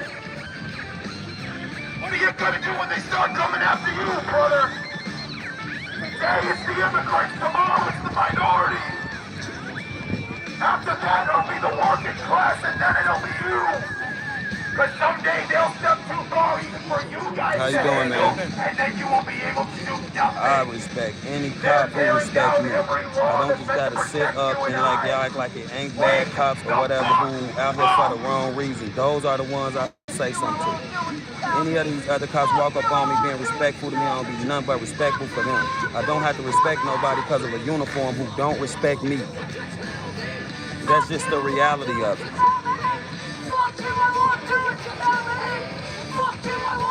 And I say, like, you can leave. I'm not talking to all y'all, but any people who acting like that, you can leave. It ain't trying to be rude or nothing like that. I get a lot of support from a lot of people in here, but still, don't nobody own me. Ain't nobody purchasing me.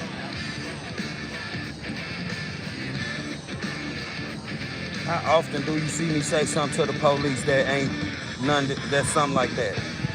I'm telling the man he can't scare me because he looking at me trying to scare me. You looking through a camera. I'm looking directly in his face.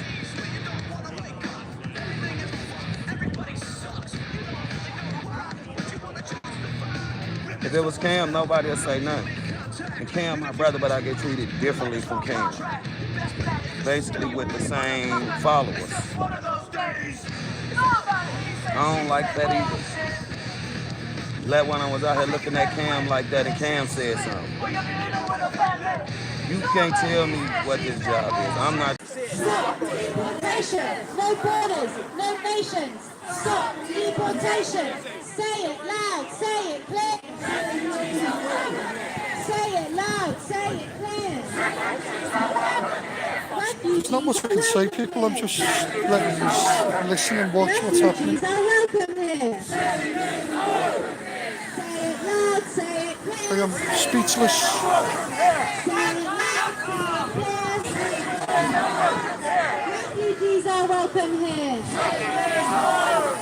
Refugees are welcome! Pollyanna Arts, good evening. Welcome in. Pleasure having you here again. When migrant rights are under attack, what do we do?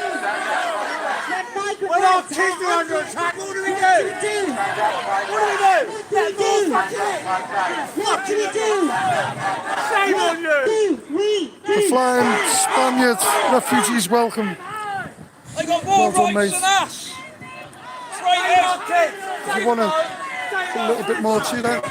Traitors! You don't need to. You're the only Spaniard that subscribes to my channel, don't you? No borders, no nations. Stop deportation. No borders, no nations. Stop deportation. No borders, no nations. Stop deportation.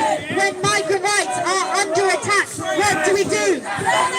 When migrant rights are under attack, what do we do? What do we do? What do we do? Stop. Fight back.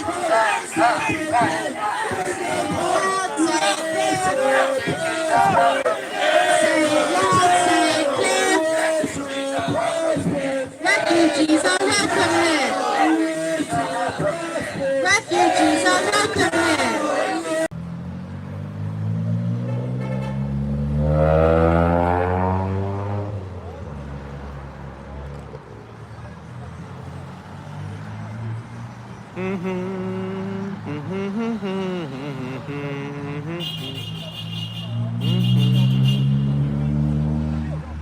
Claudia is raging today. Apparently we're getting a month's worth of rainfall in a single day, so that's why I'm back indoors and not filming outside with the dog. But I wanted to make a video because I think you're going to find this story fascinating. It's a story about a bunch of English guys who are getting out there and actually doing something.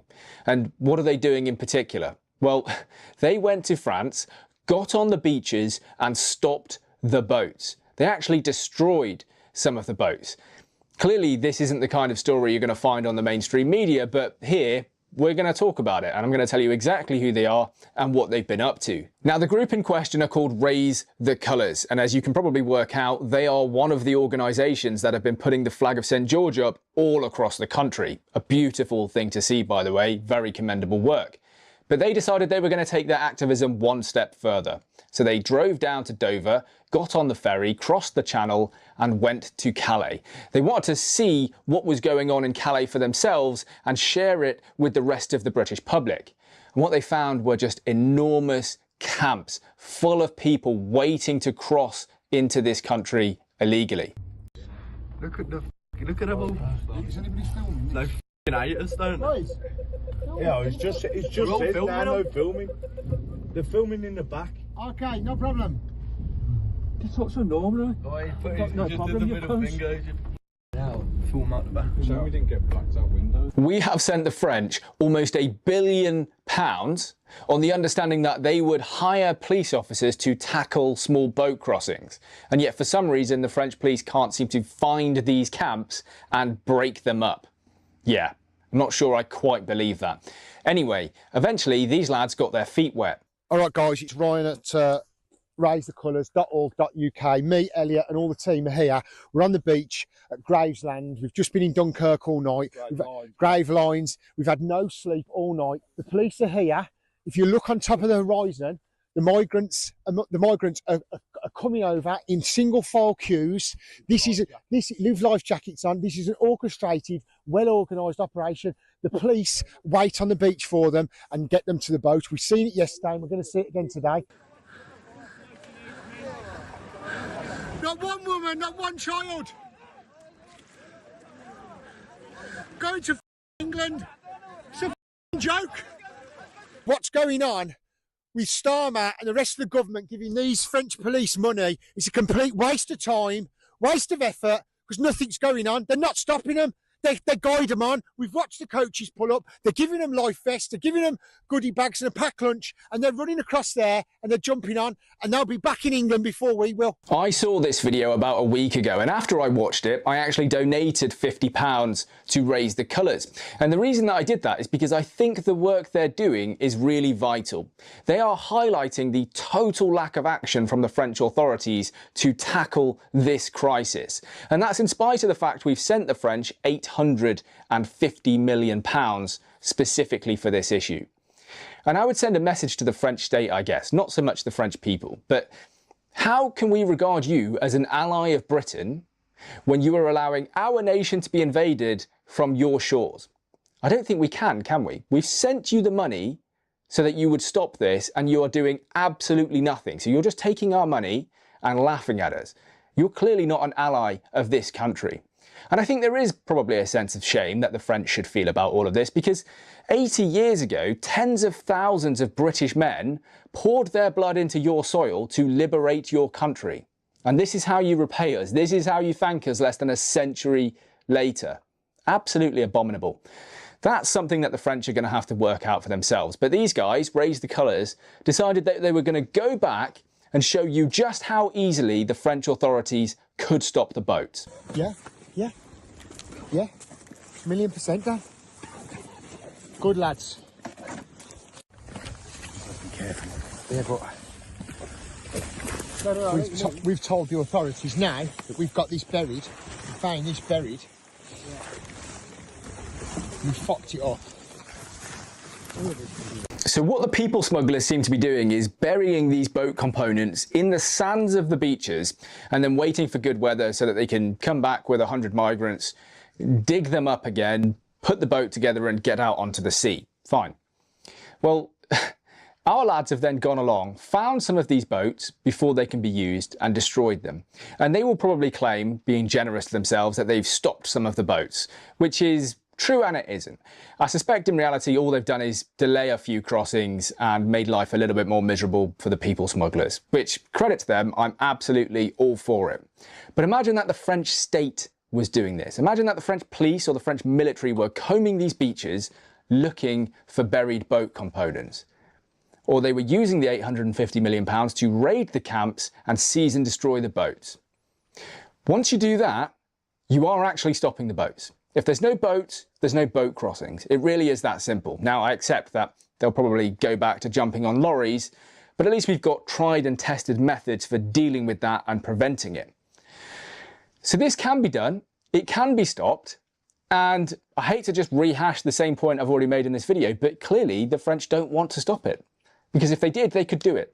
They've got the funding, they've got the resources, they've got the capability, and our lads have shown just how easy this really is. Anyway, Border Force did actually finally detain someone who was crossing the channel, which sounds like good news, but not quite. Because of course, it was our lads. Yeah, I am. Legally? Yeah, I am. Legally as well. I didn't ask you to stop. Legally, I'm good. I am recording it, and I'm going to make them famous. And you, and you, and you. UK Border Force at its best. And what's going on 10 seconds down the road? 10 seconds down the road. What have we seen today? What have we seen today? Absolute jokers. What have we seen today? Absolutely complicit. The whole lot are complicit. The lifeboats, everything. Everything's complicit. Do you know, by the way, guys, there is no gangs?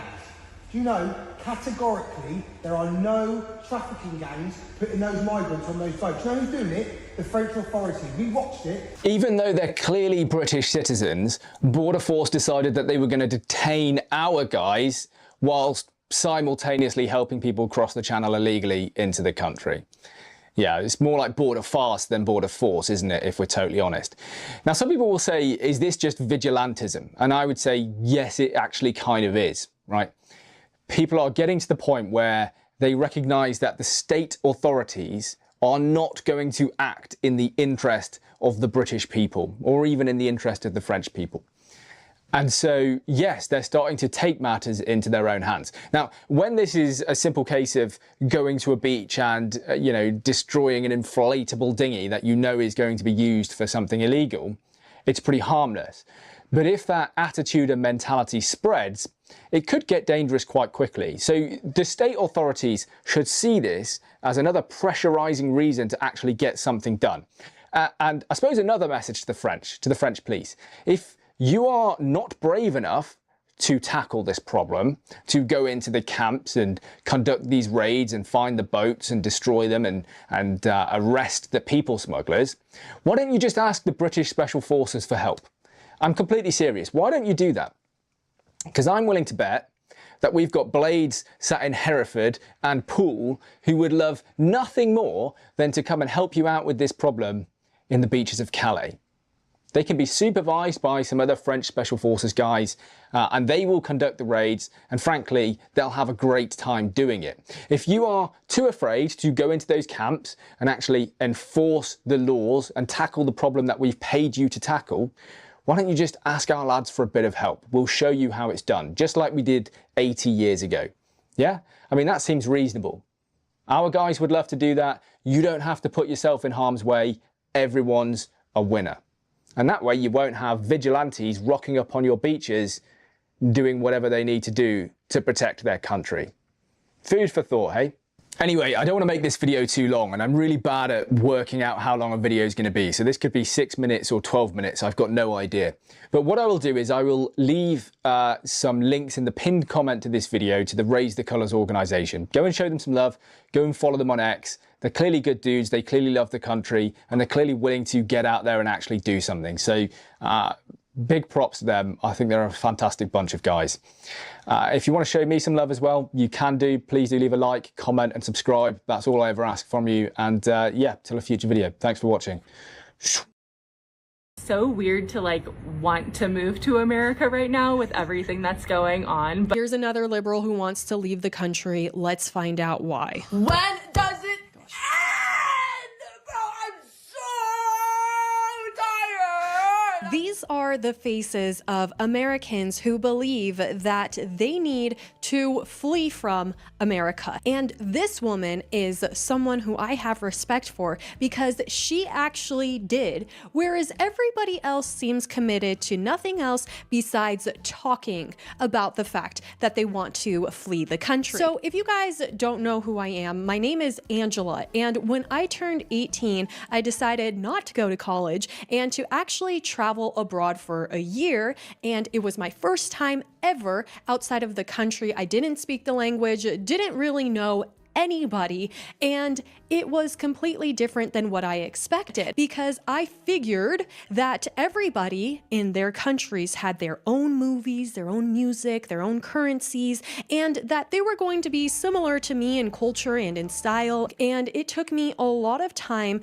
to figure out what was considered right and wrong and how to be accepted into a new culture. It was very difficult, and I also realized how influential America's media and currency is, and that the taxi driver next to me could be a grown man listening to Katy Perry's Firework. So it was just a massive shock to me. And honestly, it made me incredibly grateful for the United States, especially because there came a point where it almost felt like I was migrating to the United States and I just wanted to be able to come back. And so I am interested in hearing what these people's perspective is about Nobody what it's can do like that to like live me. in a different country, because it seems like they are looking for something better and they just maybe don't know yet that there's nothing. There's nothing that is better than the United States. So let's go ahead and hear from them, and every so often I'll chime. My name is Max. I'm a transgender American, and today I am leaving the United States indefinitely. and moving to Valencia, Spain. On my way to Spain, I'm going to be staying with a friend in Vienna, Austria. So I'm going to take tons of videos so that y'all can see what Austria is like. And then I will be going to Valencia. I want to help as many people as possible to get out of the United States. So if you're someone that is feeling like you need to leave the United States for your safety, please message me. I certainly don't have all of the answers, but I am happy to take time to research and see what possible options there are out there. And if you're someone that knows of different options, please message me. The countries that I know the most about in terms of visas are Canada, Mexico, and Spain. But as a social worker, I am very good at resource navigation. And so I plan to use what free time I have trying to help people get out. It almost sounds like he is asking for job opportunities. He's like, I will be your travel coordinator for you because I'm leaving the country and now I don't know where to work. How are you going to make money anymore? That's kind of the scary thing too. A lot of people think that they can just leave the country and then they'll become a travel blogger and everything's going to work out because of that, because they're doing something different and that everybody's going to be interested in it. And to some extent, that's kind of true. But just so you guys know, if you've ever wanted to become a travel vlogger and go take pictures on yachts and all this stuff, the American audience is going to pay you the best. And when he said indefinitely, that just shows that he's being dramatic. I heard from some YouTube therapist one time that was like, when you're writing or you're speaking and you hear yourself say, I will never do this, or you always do that, it is likely that you are being dramatic, okay? And what other country in the world would it be better to be a transgender in? I don't know if Spain is one of them. Very traditional, very Catholic, and eventually Spain is going to take the trans out of him. So that'll be a good thing. But of course, all around the world, they try to be progressive and attract people by being like, oh, we're so LGBTQ friendly. But in reality, it's not a part of the culture in majority of places around the world. Mostly it is only accepted in the United States and in big cities in Europe. But besides that, in the rest of the world, it's looked down upon because it's just detrimental to a society. So I hope that guy did travel outside of the country and maybe he'll come back accepting the fact that he's a man. Is it just me, or is it disturbing to anybody else that people aren't even insulted when you call them racist anymore? That's it. That's her whole video, was just the caption that she hates it here in America. Oh, it's just so difficult. I wonder if she's ever heard the story of the boy who cried wolf, because that is exactly what has happened in our country. People have been called all these ridiculous names for so long that it doesn't impact them anymore. If you call a skinny person fat over and over again, maybe the first time they'd be like, wait, why did they think I'm fat? But then after some time, it's like, hey, that's pretty ridiculous. This person is just projecting their own insecurities on me, or they're just trying to be mean and try to put me down. And the only opinion that matters is the one that we have of ourselves. And so just because you have called people racist for such a long time and it doesn't get to them anymore, maybe you should look inwards. Honestly, I think the biggest issue in our country is people just continue to protest everything instead of focusing on important issues. We have been debating the most ridiculous stuff. Meanwhile, China is going to beat us to the moon and could potentially become a world power because of it. And we're falling behind. And yet people are focused on ridiculous things like, oh, transgenders, they're real women, and oh, racism and underprivileged people. The only protest that should be happening is in front of the mirror in the morning. We should be demanding more from ourselves. We should be studying things. We have fallen so far behind. And so if that's the only reason why you should be upset, but that is something that we can change. We have the power to change that. We can study more, we can get stronger, we can get smarter, we can get wiser, and you don't have to change countries in order to do those things. Personal development is something that happens within your head, right? Okay, so this woman says 30 days till takeoff, leaving USA forever. Oh, forever. But I bet if you asked her, okay, now we are going to strip you of your citizenship and then you can go wherever you want, probably she wouldn't take that. But I'm just assuming. Let's hear from her. 30 days until I leave the United States for good. Hi, my name's Ember, and on today's update, I just wanted to share, like, I guess a common question people have been asking is, like, how do you do this? Like, what's the number one thing that you need to do to leave the country? The number one thing you need is courage. You need a pair in order to leave everything, leave everyone, leave all your comfort behind. Now, I've gone traveling for months before in my life, and I've lived out of a backpack before in my life, and it's not a pleasant lifestyle at times. Like, traveling, you have to be willing to go through a lot of uncomfortable situations. You have to have a lot of people just fucking dragging you down too. Side note, I won against my bullies. I silenced them and they were crying to mommy. So what? Just stick up for yourself. Have courage, be brave, be bold, and just put one foot in front of the other.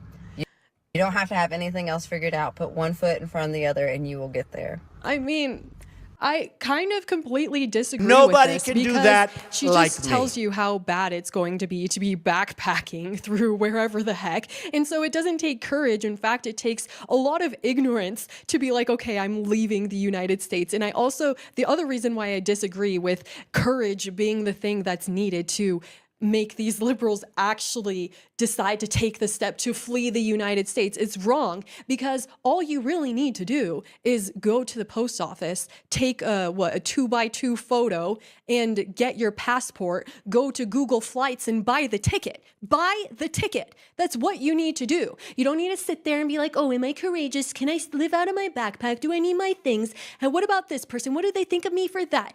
I mean, no, the first step, just buy the ticket, okay? And a lot of people don't do it, but she has done it. And honestly, if she likes it and she enjoys the adventure of never knowing where she's gonna go, am I gonna get kidnapped today? That's the life she wants to live. That's totally okay. But when we're talking about standard of living and the ability to be whoever you want and accomplish massive goals, the United States is outright the best place to do it in the world. Is it the best place to go sky or bungee jumping and not be 100% sure if the bungee is going to be strong, if the cord's going to work?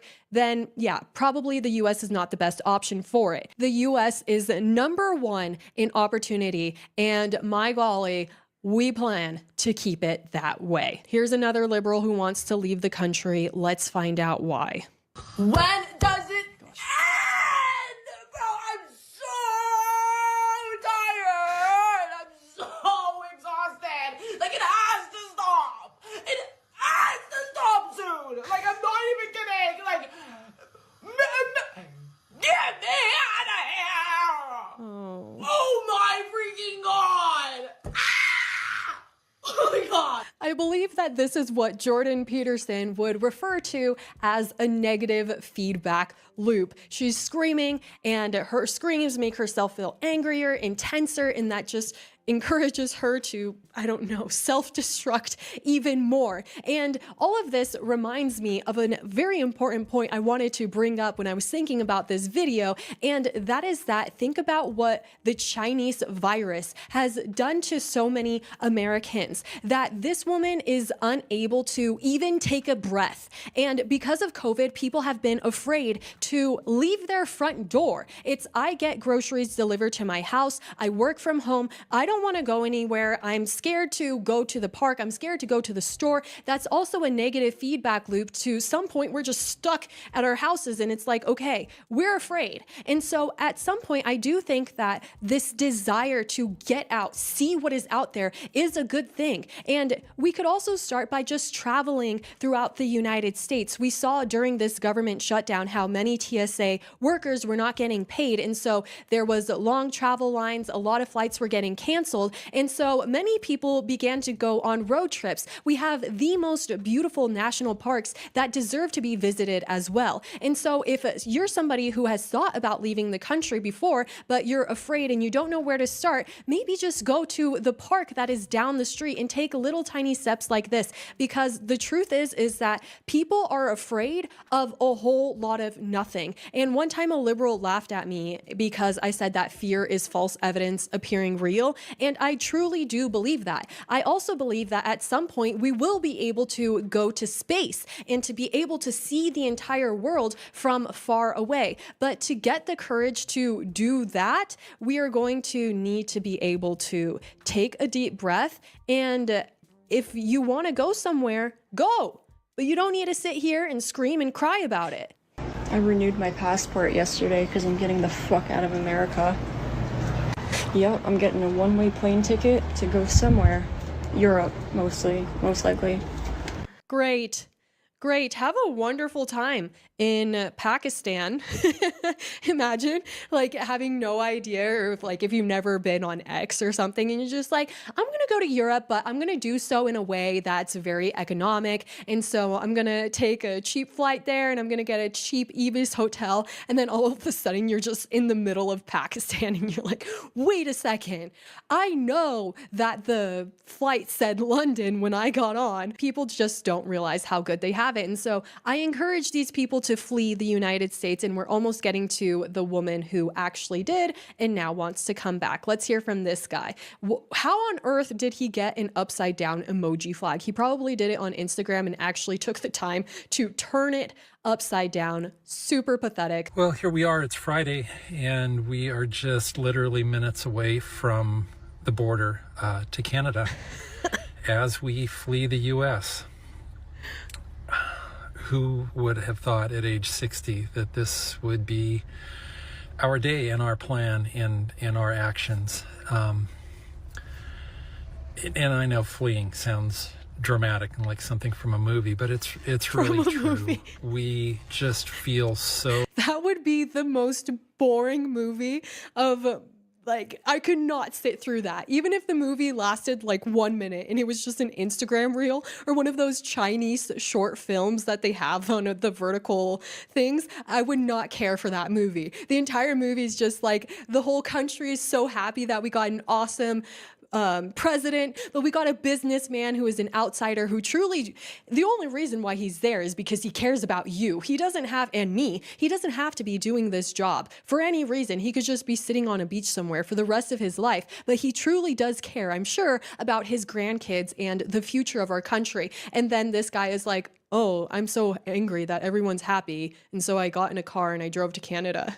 What a lame movie. Where's the climax of that? The movie should be about Trump, not about you, buddy.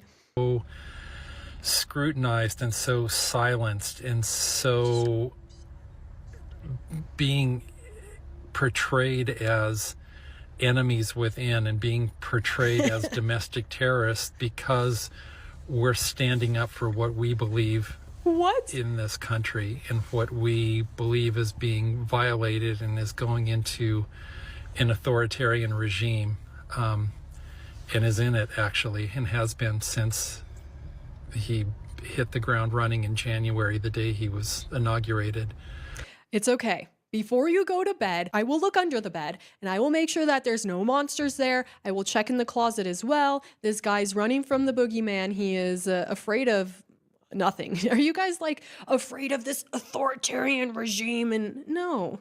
I mean, they make up stories. We could all make up things that we could be afraid of. Driving in a car is incredibly dangerous. It's actually more threatening to him in my life than Donald Trump is. Donald Trump is a person who lives on the other side of the country. I mean, what does that really have to do with your day-to-day life? You're the one who got in the car and decided to drive to Canada. I mean, at some point, I just feel like it's a lack of accountability. That's why I appreciate this woman, because she probably had similar thoughts and she's like, I need to get out of this country. She did, and now this is what she has to say. If you're an American who is considering leaving the country to move somewhere else, make sure that the location you choose isn't based off of fear and lack mentality. I regret moving to Costa Rica. It's a beautiful country. I love the nature and wildlife, but moving to a third world country where I don't know the language, I don't have any connections, resources, or opportunities, that didn't make my life any easier. It's horrible. It is horrible to some extent, okay? Because, you guys... I'm sure many of you guys have also had an experience where you've gone and lived in maybe Latin America, and at first you get this idea of beaches and a server coming up to you with margaritas, and it's like, yeah, that's if you go to an all-inclusive resort. But even if you take your American dollars and you go and live in a third world country, you're still going to be in a third world country. Even if you're the richest there, it's still going to have the same traffic, the same issues, the same lines. You're going to be dealing with the same government. It's inescapable. By any means. I was just so scared of what's going on in America politically that I was in fight or flight. I was like, how am I gonna afford to survive? Like, how am I gonna find a place to live? Like, I was freaking out. And then I came here and made my life so much harder. And now I'm trying to go back, and I just like wish I didn't leave in the first place. And it's so weird to like want to move to America right now with everything that's going on, but I just left so many privileges and resources behind, and I want them back. It sucks. But I kind of grew up in an interesting way. I was like the poorest person in the wealthiest rooms throughout most of my childhood. I was extremely wealthy till I was like age 6. I had this beautiful waterfront mansion with a private beach and pool, and then my parents got divorced and I ended up with a parent who didn't have money. So we were living out of like trailers and hotels and lower income housing, but I was still in these really wealthy situations. Like I was in private school and cotillions and dance lessons, and I always thought that I was so poor because I was the poorest person that I knew. And all of my friends had like millionaire and billionaire parents. Now that I've traveled, I've seen like real poverty, and I'm like, oh, I wasn't poor. But as a kid, I had these really luxurious vacations through my friends and family members where like my first introduction to Costa Rica, it was like when I was 17 years old. I came with my friend's family and we stayed at exclusive resorts. We were having lunch at the Four Seasons, and like same with my Hawaii experiences. My family friends took me and we stayed at the Grand Wailea and the Hyatt, all these really fancy luxury resorts, and we would explore the areas too. But you know, living in Nanavale or Pahoa is very different than taking a vacation at the Grand Wailea or Four Seasons. So, you know, my travels and moves, I've really realized how privileged I've been. And there's a lot of things that like made me run away from LA and Orange County, some traumatic experiences and terrible people. But I left a lot of resources and great people behind, and I need to be in those environments again. I really miss luxury environments. Honestly, her sincerity is incredibly refreshing. And another thing that I wanted to bring up in this video is that Americans just don't realize how incredibly wealthy we are. I really also enjoyed how in her clip, she brought up the differences in classes. A term that they used when I was living in a Latin American country is they called it a bubble. And they said they hang around the same people, they do the same kinds of things, they have a similar dress, and outside of that, it's just the rest of the country, which is the majority of the country. And so they have different ways of thinking and different styles of living. However, in a third world country, that's going to be a whole lot closer to each other. And something that I've realized is that the way that the people in the bubble live, or in the exclusive high earners of third world countries live, it's very comparable to the way that all Americans live. Living outside of the country just makes you realize how good we have it in the United States. It makes you realize that the United States is that bubble. We're really fortunate to be in this country. Another reason why I believe it is so incredibly awesome when Americans have an experience like this and then they're like, I want to go back to the US. I miss it. I was so privileged there. I am so fortunate there, is that they begin to have a similar mentality to legal immigrants or people who come to the United States in the right way, because they see the United States of the land of opportunity. And yet a lot of times Americans who were raised in the US and don't know anything different, they're just like, oh, it's Walmart, it's just a store, it's just a job, it's just a resume or whatever. But to people on the outside looking in, they're like, wow, what a deal. I can work at King Soopers and make $24 an hour, where in my country, I was making $3 an hour. What an opportunity. They're going to show up to work differently. They're going to do everything and they're going to get ahead really quickly. I heard that in the past, I don't know if it's still relevant today, but that legal immigrants are more likely to become millionaires or something like that. And it's because the way that they view the opportunity and look for opportunity. And so, I mean, the truth is, though, you don't need to leave the country to realize this opportunity. You just have to be grateful for it. And I love the fact that she was a liberal who was freaking out about the Trump administration, being like, I need to escape. But now she recognizes the opportunity. And honestly, the Trump administration has created more opportunity for average, ordinary citizens than any other presidential administration throughout history. I've never read in any history book or learned about a time that is similar to what is happening in our country right now. And we can consider what are some ways that we can get involved. And right now in America, the American dream is possible. And so I do feel bad for the people who have left or are planning on leaving, because I would not want to be anywhere else. Please make sure that you guys are subscribed and join me on the Patreon for Q&As every single week. We go live, and I will see you over there. Bye. New Yorkers are fleeing in droves. Nobody now can that do that Mamdani like is me. Mayor. The election of Zohran Mamdani as New York City mayor already sparking an exodus out of New York, even before he's sworn in. Florida's real estate market reportedly seeing a reported $100 million boom as wealthy New Yorkers look to escape higher taxes and other promised socialist policies. Are wealthy people going to leave New York if Mamdani wins? No. They're not going to leave. Really? A lot of them are threatening to leave because of higher taxes. Well, if I didn't want to be taxed, that's what I'd be saying too. But it's not true. Why not? So they Two want to simple be reasons. taxed? First, most wealthy people are wealthy because they own assets, like land, buildings, companies, penthouse apartments. If those assets are in New York City, they're staying in New York City. You can't move a building. And moving your whole company and your family just to avoid a 2% income tax? Not going to happen. Really? Stop right there, genius. So, have you met a wealthy person?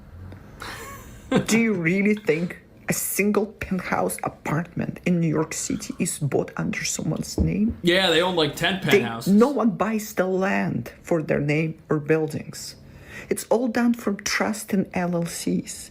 And nothing will stop a person change tax filing status to Florida or Texas. Building will still be in New York City, but taxes are not going to go to New York City. Ooh. People are leaving now because they have trust issues with the new mayor. They hate a politician they can't trust. On the subject of trust, you've adopted different speaking accents in different scenarios. Oh, really? They go to their local bodega. Is there one that's real and one that's affected? What I would say is, as any immigrant knows, I didn't know this. Been born in Kampala, Uganda, and then raised in South Africa and moving here when I'm 7 years old, is there are different parts of my life. Worldwide tour is a worldwide tour is a worldwide tour. That's his voice? Mamdani was talking about a worldwide press tour back when he was a rapper in a Disney movie directed by his mother. Nepotism and hard work goes a long way. Here in New York City, this is how I speak, this is how I am. Do you believe in the First Amendment, Tom Holman? I don't know, man. That's a little suspicious, don't you think? The country of Uganda, every single year, always places in the top 10, 20 worst countries on planet Earth for their lack of civil rights. They have no freedom of speech. They've got no freedom of expression.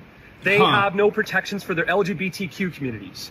The World Economic Forum and every other international association doesn't even send Uganda money anymore, because every time they do, it magically disappears into the shadow of corruption, all right? Simultaneously, we've got someone running for mayor of New York City who is from Uganda, but instead of coming here and expressing a shred of gratitude or recognizing that America is his last safe harbor, protecting him from what would have been a life of oppression and discrimination in his home country, does nothing but criticize America. He criticizes our society, our institutions, our culture. He stands antithetical to pretty much everything America stands for. And why is this a critical nuance vis-a-vis the rest of the waves of immigration that have come to America? I'll tell you why. Because between the years 1890 and 1954, when something like 20 million European immigrants came to America, they came here because they loved this country. They believed in the American dream. They instilled the American spirit in their children and their grandchildren. They're ready to fight in World War I. They laid down life and limb in World War II. They recognized expressly that America was a light on this globe, saving them from the political unrest, turmoil, and famine of their home countries, okay? So here's a radical concept.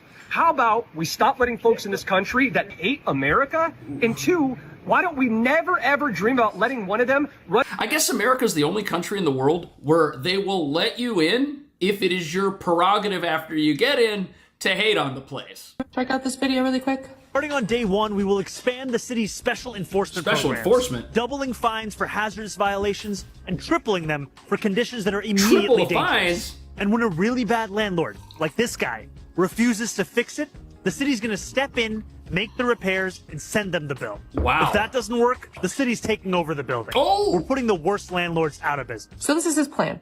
He's going to take away the building if the landlord can't afford to make renovations. The city will step in and do it, but then they'll take away the building if the landlord can't afford it. But at the same time, he's doing rent freezes.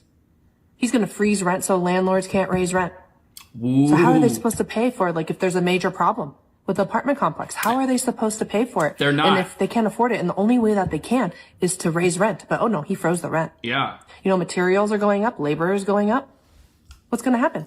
Oh, they'll pay for it, the city. But then, no, if you can't pay me back, I'm going to take away the building. This is a slow, over time, slow transition into government housing.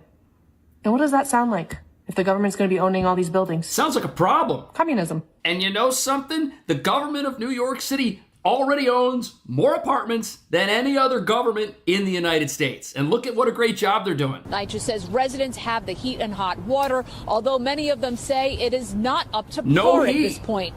NYCHA held a meeting, but refused to allow the media in. No media. Sir, why is the media and public not allowed in a meeting for NYCHA? They're locking out the news. On that, look at the door. It's like a NYCHA jail. property manager shutting out the media and tenant advocates who've been fighting for residents of the Mitchell houses. They refuse to give any building updates if cameras and cell phones were rolling. They want to stop y'all because they want to hide what is really going on in this development. The chimney chute above the boiler room at 205 Alexander Avenue collapsed in early October, more than 5 weeks ago. Terrible. A temporary system has been used to provide heat and hot water to residents, but gas for cooking has not been restored. Several residents we've spoke to say the temporary heat is not working properly. I ain't got no heat.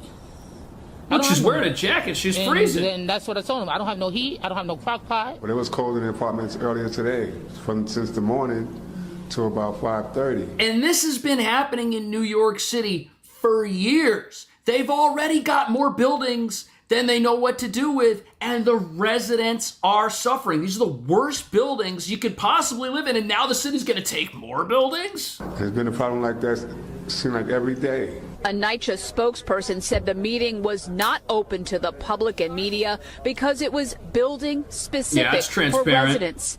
Afterwards, some residents told us that they were told each apartment needs to be tested for asbestos before the gas line running into the apartment can be repaired. It's going to take years. In a statement, a NYCHA spokesperson said in part that gas service interruptions and restoration work are a matter of public safety and involve multiple partners and steps. It's never going to get done. Another resident who didn't want to be shown on camera says he's living on takeout food since he can't cook on a hot plate. This is awful. I'm a teacher. That's not affordable. If you're ordering all of your food from restaurants because your apartment doesn't work and you can't make food at home, you're not living in an affordable city. Things just got less affordable. Things just got worse. And we think it's a good idea to bring this in. This is going to be everybody's apartment here real soon. But what about the idea of making the buses and subways more affordable? What about that idea? Stop.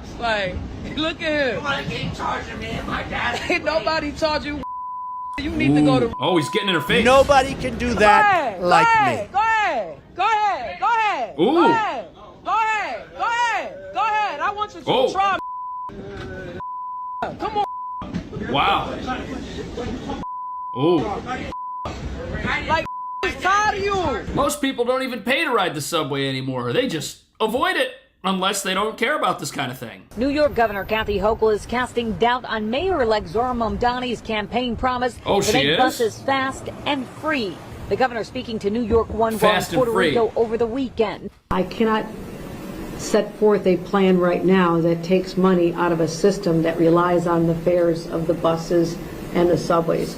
But can we find a path to make it more affordable for people who need help? Of course we can. Mamdani stayed on They track already have a Monday reduced and touted fare his vision system. for the city. The success of our administration will not only be measured in the questions of the hallmark 3 points of our agenda, but also in the questions of whether public goods are functioning effectively across the city. A promise many New York riders welcome. That would be such a big help. Yeah. You know, it's kind of tough out here. I think it's going to be great for people. J.C. Polanco, a political expert and professor at the University of Mount St. Vincent in the Bronx, says Mamdani's plan requires clearing a series of hurdles, including safety concerns. That's the thing. People are really afraid that if you allow anybody to get on the bus with no barrier, not even a payment, that there will be increased lawlessness on the bus. I mean, the subway, you just saw fare evasion's rampant down there, so most of the people down there that are causing trouble are already riding for free. Do we want the buses to be the same way? Bus capacity and cost. He's going to need the support of the MTA and the state legislature,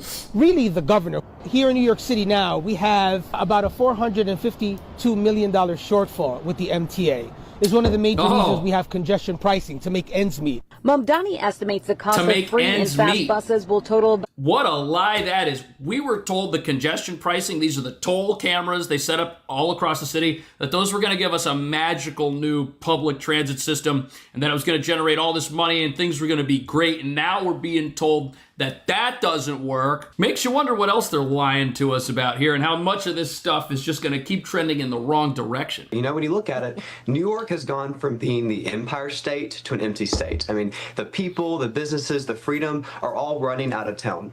How did this happen? Well, the government kicked out God, and they made socialism the new religion. Ooh. And if you look at it, every single socialist policy starts as compassion, but it really ends with confiscation. How did the left sell this to us? Well, they dangled free things and emotion in front of us. You just saw Mamdani say it. They said free buses, free healthcare, free childcare, and immediately Gen Z ran towards that. But the problem is, this is the result of us being raised and indoctrinated to hate America. Right. So the result of this is not having love and patriotism, but wanting to end this whole idea of capitalism that's got us here for 250 years. What do we do going forward? Do we continue to just scream on social media? No. What we have to do is go back to education. Right. Instead of indoctrination in the schools, talking to Gen Z about real-world examples of how socialism has failed every single time it's been tried. Right.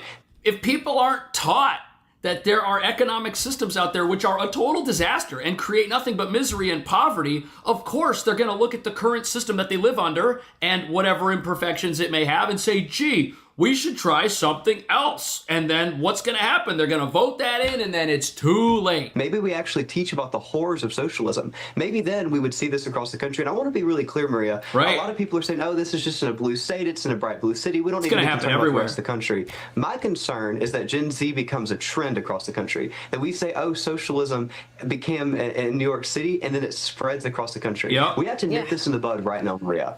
Well, that's what they want. They want to carry this out, this victory in New York, this infiltration of the corpse of the Democratic Party. They want to carry that out in other blue cities, and they want it to spread to your city. That's the goal here. The goal here is not to just have New York turning itself into a place like Venezuela or Cuba where people don't have any rights and buildings are taken over by the state and then run into the ground. No, the goal is for this to happen everywhere. And you know what? When these things fail, in a place like New York, you know what the excuse is going to be? The excuse is going to be, well, you know, people could leave. So why don't we make the whole country communist? That way, nobody can leave.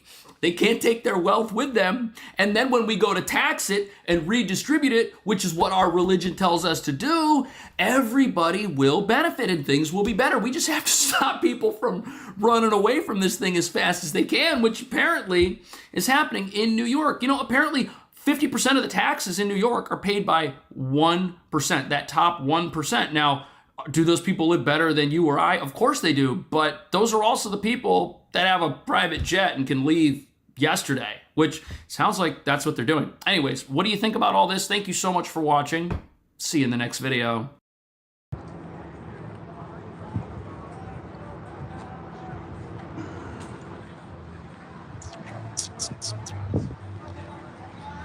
Yeah, mostly everybody left.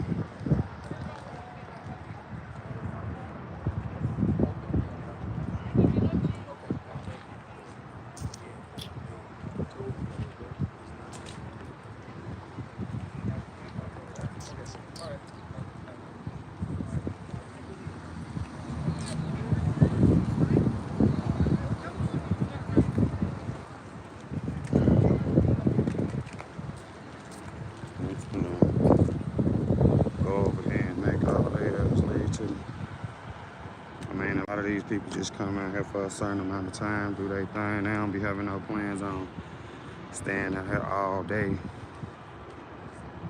Most of their ass finna leave when I come.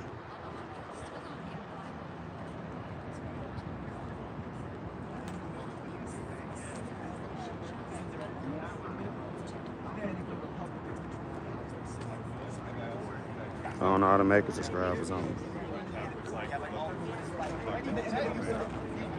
Not getting enough done. Well, he exists as one at the top. He's not even a whole executive branch. That's one of the 3 branches of government. People are one person locking up these not be able to do unilaterally have that much. And they know that just comes down to knowing the difference between marketing yourself. It doesn't hurt to just have these people stand up. It's not hurting. What the realities of the job. I feel like this is the reality of the job. Yeah, so I get it. The police want to create a boundary. They want to enforce the rules. I get it. But also, this is very peaceful. What I'm looking at right now. Right now it is. If you were here earlier. Joey's running for U.S. Senate. I appreciate being close to folks that have subscribed. That ain't something I don't care about. Thank you. We need more independent journalists, for sure. Here's another independent journalist right here. You know about him? Jake? I'll let you guys start. Okay. Cookie, anyone? Cookie? No, thank you. Head down, it would really help us out. Thank you, please. I'll take it. Thank you. James, right? How you doing? James wants to volunteer for the campaign. He wants to volunteer and help us out. Yeah. Your platform so far seems very good, very approachable. At the end of the day, Dick Durbin has continuously failed us, as I assume you know by now. So yeah, I'd love to learn a bit about your platform and potentially help out. How do you feel about passing us some flyers? You don't? No, I appreciate you saying that. And the funny part is I was planning on primarying Dick Durbin, but then he announced his retirement. The day we got to Chicago. Yeah. Oh, really? Yeah. So it kind of worked out, I guess. So the primary is in March, or this March? March 17th. He's going to be the 3rd name out of 14 on the ballot. So we're going to try to make sure that his name stands out. You can match the name to the face, to the hair. You don't have, like, ranked choice voting? No, not in Illinois. So all the Democrats are going to compete, all the Republicans are going to compete. But I'm Jump Shepard, I'm a union electrician. I want to tax billionaires, bring that wealth back to working people. I think I'm a Democratic socialist. Don't get hung up on the terminology. Thank you. At the end of the day, you could avoid that. Thank you so much. Because I don't myself to myself. The words I use are progressive populist. Yeah, I'm definitely progressive. But what union? Oh, I just picked my mouth. IBEW Local 134. I'm a union electrician. Yeah, I'm frustrated with the representation we have. I don't feel like working class people who come to these protests are represented.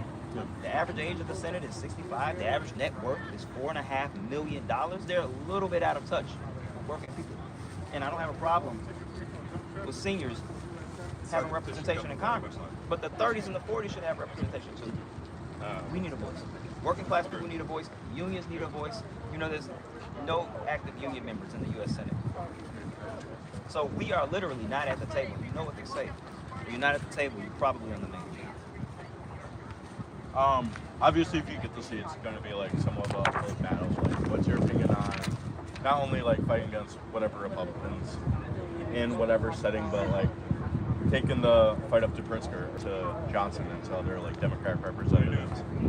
A lot of them are touting the Trust Act, saying You're a Democrat. Fighting against our best ability, and you really can only do so much. At the end of the day, like we see local and state police fighting protesters, suppressing the freedom of speech. We see like the mayor having that executive order to end your First Amendment right at 6 p.m. Like, what exactly would specifically Broadview's mayor? Yeah. But what do you have to say about that, and what's exactly like your plan to also combat like Democrats, people within your party, on propositions you care about?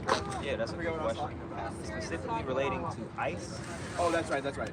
So Ideally, I'm just whether it's learning national, about the mayor whether being so we want to show folks that you don't have to way be up. like a I was Bush learning that she's been very famous resistant to last name protest, or Kennedy. which is To not run the mayor for that I office grew up if you knowing. really You know, want I've to. known Because her everyone for at least jumps 5 on or a 10 person years. who's like frustrated with politics. From Broadview, I don't know if I said that. Yeah, I lived in Bellwood. I was completely ignorant of the mayor until this protest started, and I'm like very soured by her reputation. But when I've seen her in the last 5 or 10 years, like she's been very pleasant. She's been Thank you. engaged. It seems like she's been making Broadview a beautiful place. She's been attracting businesses. She's been attracting residents. Like Broadview has been coming up under her mayorship, and I'm hearing these negative things about her now with the image that I have of her in my mind. Like the history of what we're doing. But in order to stand up against show people that you can really make the impossible. Charges. First of all, we just need to simply apologize. So in the Senate, I would bring legislation to the floor to literally abolish. You know, ICE has only existed since 2003. Yeah.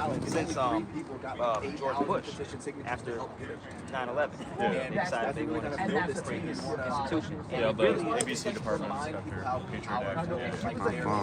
And it really is only not to terrorize white brown. Even if you don't feel like it's powerful, whatever.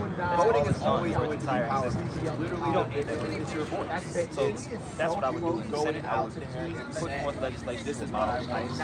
And also, like I'm here now, I would stand on the front lines when we are protesting ICE.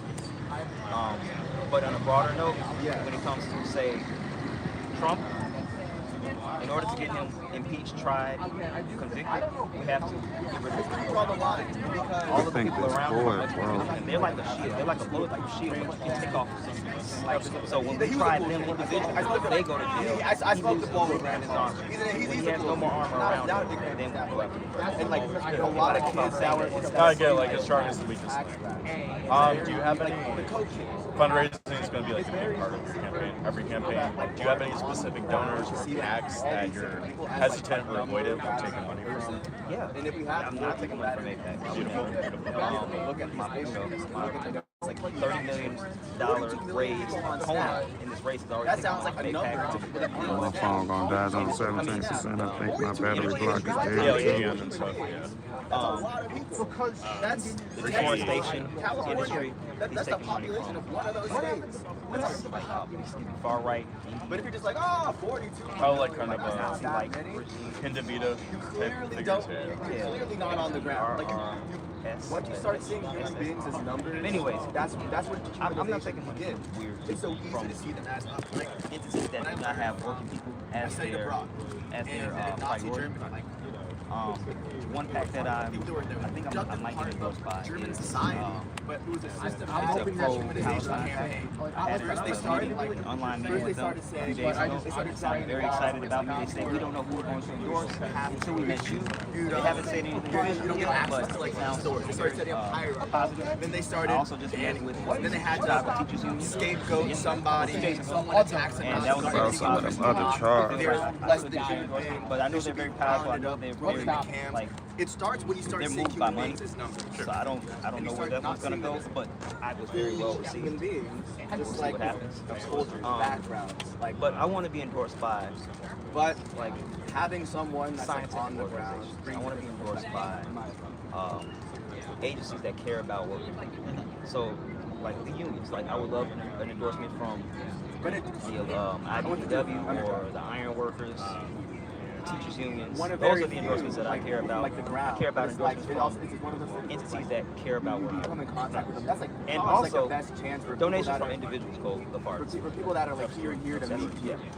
And then we're gonna go back our my separate phone's ways up. I'm after. gonna Either scan take a bit. what you learn, or you're gonna. I assume there's like a link to sign up for canvassing on that fun Oh, stuff. yeah. Okay. And did you exchange information with James? Yeah.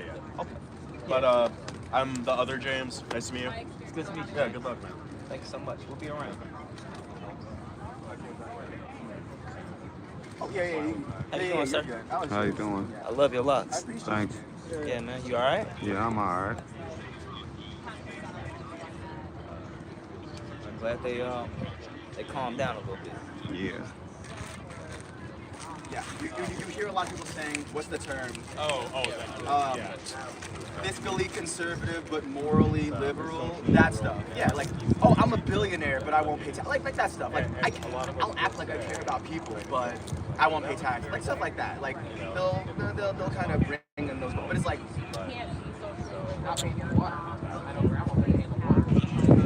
yeah, like you acknowledge it exists, but you're saying you won't help. But it's like that's kind of characteristic of people that kind of come from those backgrounds.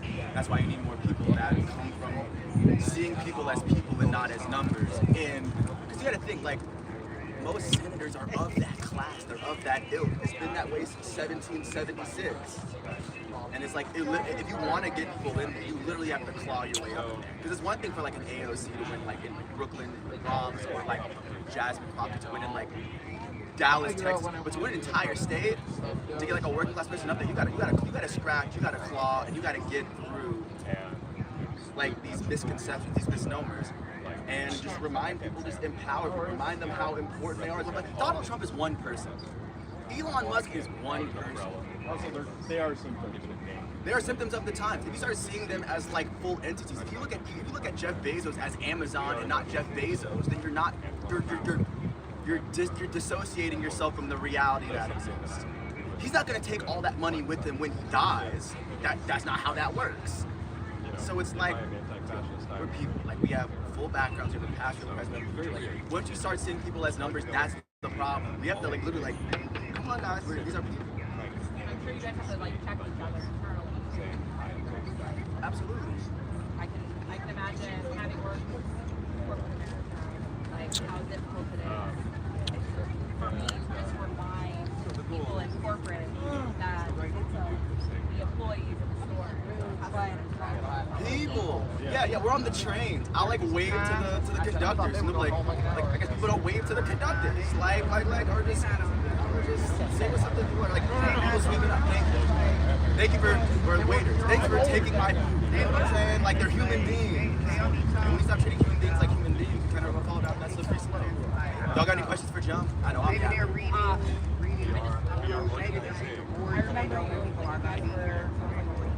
you told us about kettling. You saved us that day. That's what it was. Yeah. You saved us that day. We were like, whoop. Because I heard a lot of way around it. Yes, here. She saved our ass. Asses. I think that was the day we got pushed out. They were. Facilities. Yeah. The facilities on Brickell. Yeah. They did come in there. Well, it is still a private business. They still work there. They just let the cops in. But then I they're was like, told, don't yell at us. Another thing I was told that this building's like 20 years old. I thought it was brand new. Like 2006. It was a detention facility for a while until it was moved to more facilities in Illinois, and then it was a processing center. I think in 2000. Oh, my fucking phone gonna die, bro.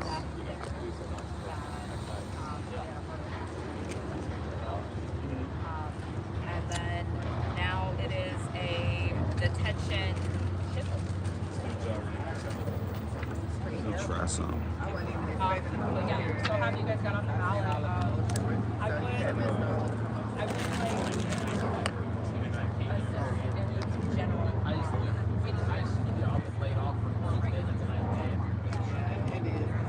I think that's more problematic. Alright, I got to charge him, so we should be alright. Maybe it's that cord. Instagram, TikTok. I don't hide my face. Right. They're the ones hiding. Make sure it's still charging. Alright, we got to charge him. Fast charge him should be fine.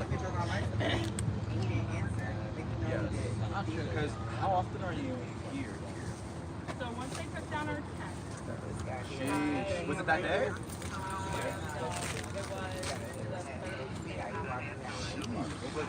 How you doing? What's going on? Oh, it's the third. Okay. Y'all were selling the Epstein. Not selling. But yeah. Oh, that's it. I hear I'm gonna put Broadview.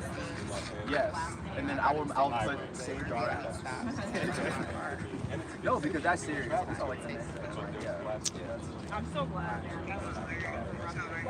And it's just like, just because I studied abroad in Germany, like just seeing it now, it's like, it's just like the. Not deja vu, just seeing history repeating itself. Because history doesn't repeat, so they'll be like, it's not the exact same, but it rhymes. And some people just don't follow the. Some people just don't have the. Grab a few? Yeah. But some, you have to catch that. It's more than just It is. But it's also still the U.S. with the internment camps of the Japanese. Yeah, so it's like the Nuremberg laws were based off. Literally. And hopefully the trial of Nuremberg will replicate itself too. I love to remember. I love to remind these guys that fucking Nazi senators. They are. They are. It's like people just think that they exist in the present, and then that the second shoe never falls. But at the same time, it's like, yeah, it's like that was that $50,000 bonus. For the rest of your life, you're gonna be known as literally or Nazi adjacent. Stormtroopers, these brown shirts. I mean, quite literally. Wow. Wait till they find out that the Nazis still around. And it's just like, yeah. But just seeing history rhyme and just knowing that it's happened and that it's there's been a light at the end of that tunnel, and it was just because, you know, there's just knowledge, one, and there's two, just standing up to stuff like this. It shows that literally all of us can make the difference. I love animals. The biological analog, the analogy I like to make is, do you know the most feared animal in the Amazon, the most dangerous place on earth? They're army ants. You want to know why? A swarm of 20 million army ants can clean a carcass clean in an hour. Every bug, every capybara, every jaguar, every anaconda, if it smells one ant, it is sprinting. Why? Ants are this tiny, but there's 38 million of them, all moving together as a unit at once. That's what it is. That was the lesson of It's a Bug's Life. That's literally the lesson. Literally, It's a Bug's Life. Like, if you see an ant in the jungle, run. And we gotta remind folks that, like, the ants are the tiniest insect in the jungle, but everybody fears them. Because they're a unit. We gotta be a unit.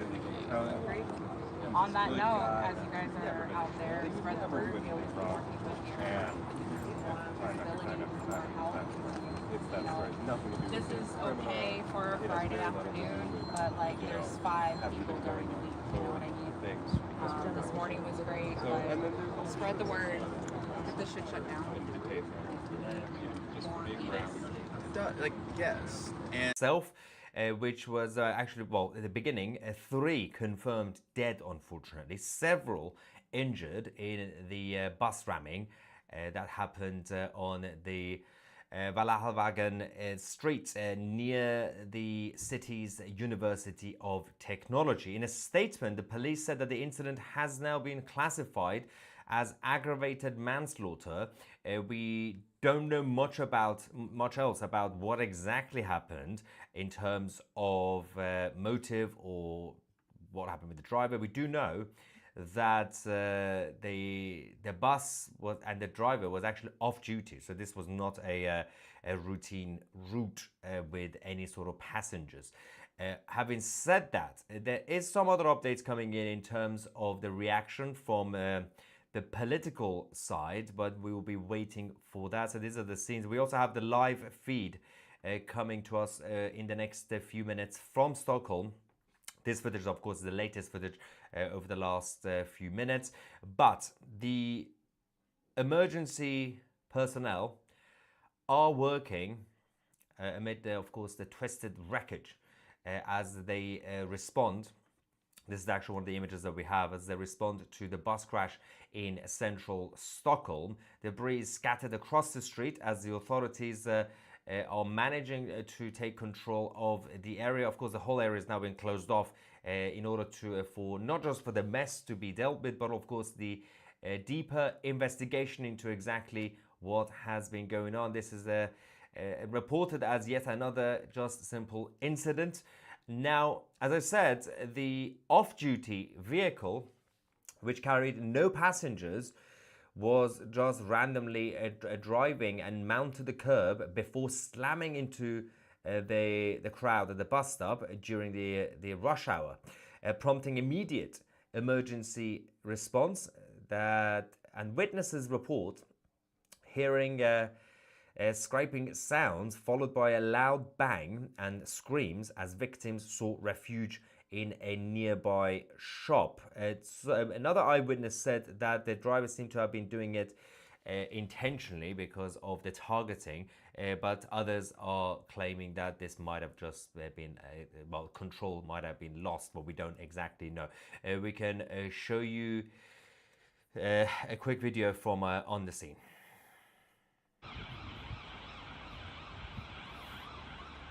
That's just afterwards when the emergency personnel came.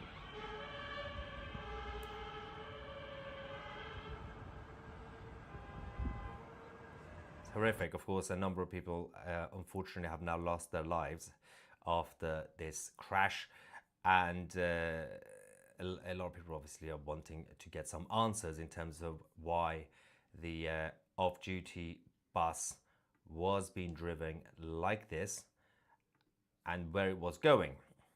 Now, we have a statement from the police in Stockholm, which we can now read out to you guys if we have it ready. Yeah, there we go. Okay. In a statement, the police have said, at this time, we are not commenting on the number, gender, or ages of those affected. Interesting. They also added, police, rescue services, and ambulance are working at the scene. And due to the operation, we have to withhold some information. It is being investigated as aggravated manslaughter. The bus driver has been arrested, but that is a routine in such an incident.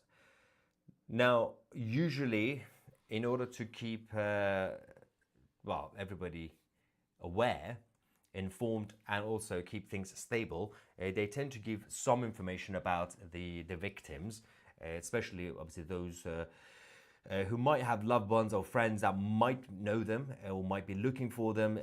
Usually they give some information about the victims so that people are able to get in touch with the emergency services.